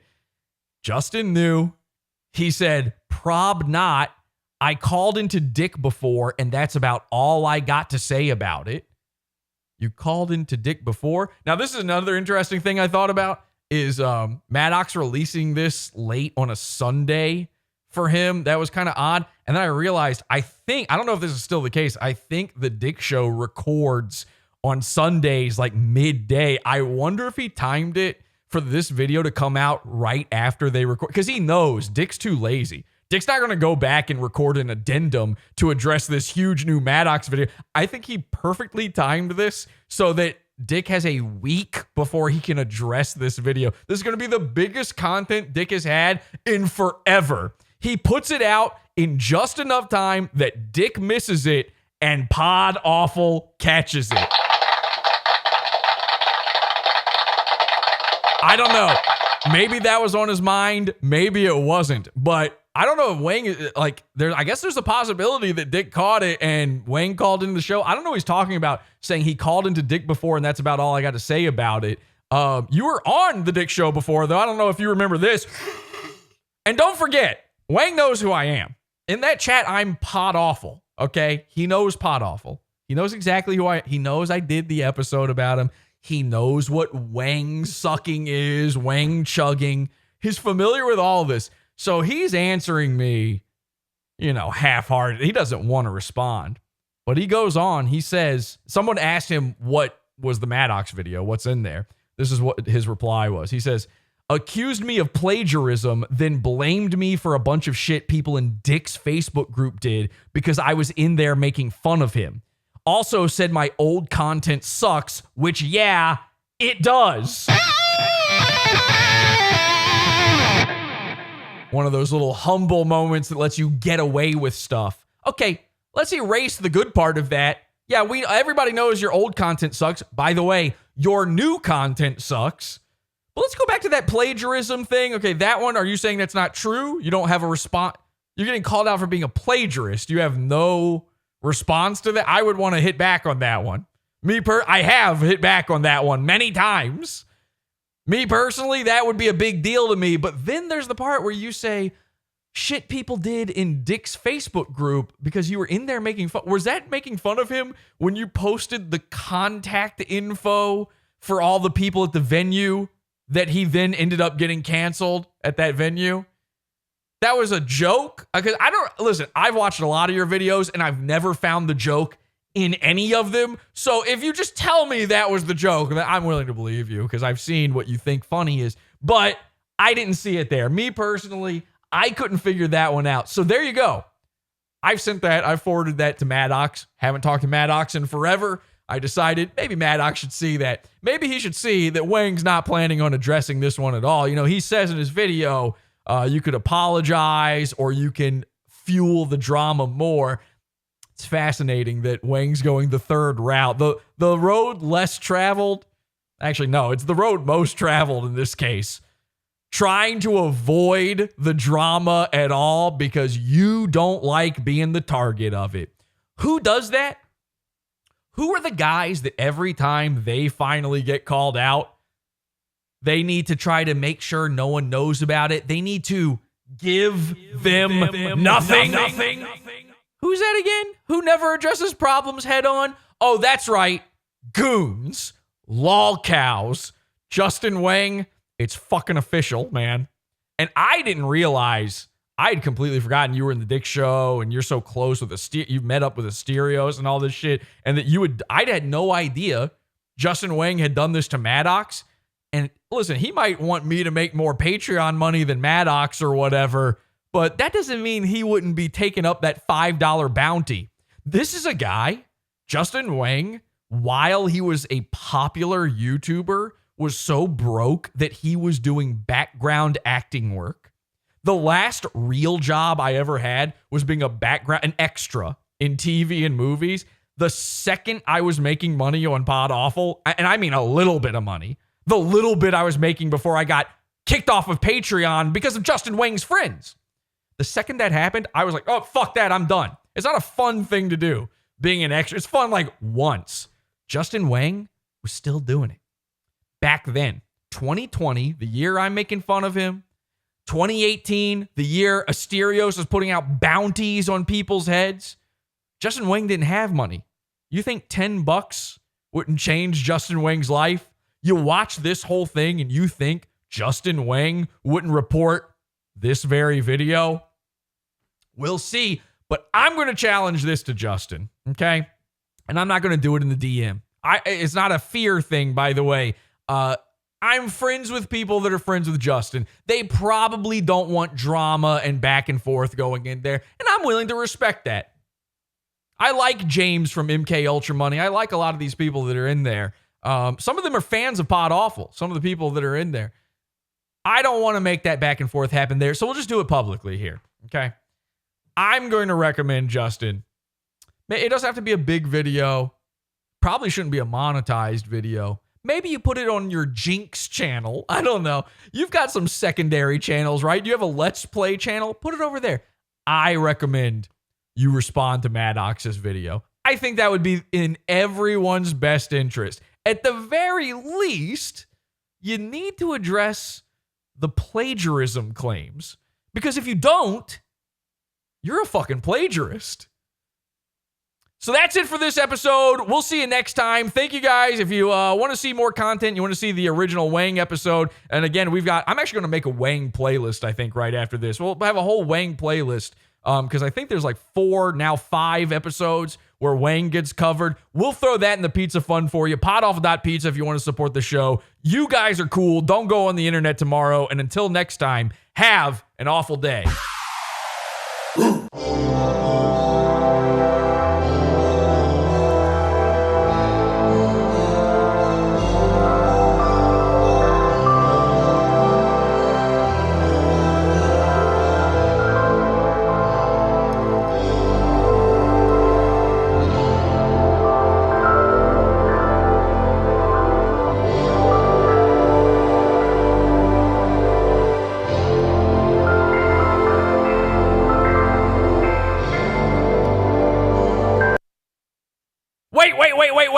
Wait.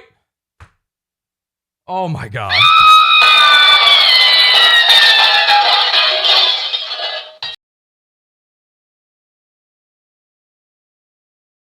The sickest, fucking most disgusting part of everything having to do with this entire situation, Maddox and Asterios, Justin Whang, the grossest thing of all this, and the thing you cannot forget no matter what. Justin Whang is into fucking wrestling. Yuck. Okay, that's it. Witches' hats. Stretch him. I meant to show you the stretchy Justin Whangs. I got to show you the stretchy Justin Whangs. Okay? What are you still doing here? I played the outro. I can't believe you're still here. But okay, fine. We'll take a look at the stretchy. Because you stuck around, we'll take a look at stretchy Whang. All right? This is an unaltered image that Justin Whang posted of himself. Okay? You ready for this? You get the special surprise by sticking around. He posted that. He chose this. You see what's happening here? Sorry, audio people. You telling me that's not edited? Well, some edits happened to it. I mean, there definitely were some edits. We've got this one. That's a nice one. It's just made a little bit longer. That one's a transparent ping, by the way. You can add Justin in anywhere you want. Oh, here's a nice one. Here, look, somebody put him on a skateboard. Got Justin on I'm sorry, he's on a tech deck. Oh, that's way funnier. He's on a tech deck. Here he is next to a midget clown. Okay? Got a midget clown there for you. That's a pretty good one. So, okay, this is shocking. This is not an edited picture. This is just one he uploaded of himself. Just him in short shorts. There you go. What's he doing? He's got his legs far apart and he's leaning forward. He's got one arm back. He's leaning forward, of course. Somebody needs to edit a witch's hat onto this. It must be done. Where did all of this start? Where did all of it come from? Of course, when he posted this gas station guy selfie. Justin Whang's a gas station guy. We love our gas. He's actually small enough that I can fit him entirely in the frame here. So we had to prove his height. I looked up the size of one of these big gulp cups, and we had to prove his height here. He's the size of 1, 2, 3, 4, 5, 6, 7.5. I don't know why the half one is in there, but 7.5 big gulp cups, it looks like. That actually is probably a little too generous because they should be a little bit further back. I don't know. Somebody look that up. See how tall that. It doesn't look very good, though. I'll tell you that much. Not looking great. We're going to need some witches' hats. Okay? Oh, here, Vito said on Twitter, Maddox, I feel like if you just devoted this energy to making funny topical videos again, you could do very well for yourself about the Whang video. So that's Vito defending Whang, but praising Maddox slightly. Not bad. Okay. Not bad. But he's right about, while he's right about that, you should still make videos about fucking Justin Whang. Stop defending him. Also, do you really want Vito defending you? You see what I'm saying? Okay, what are you still doing here? Go home. It's over. The show's over. Go. Go.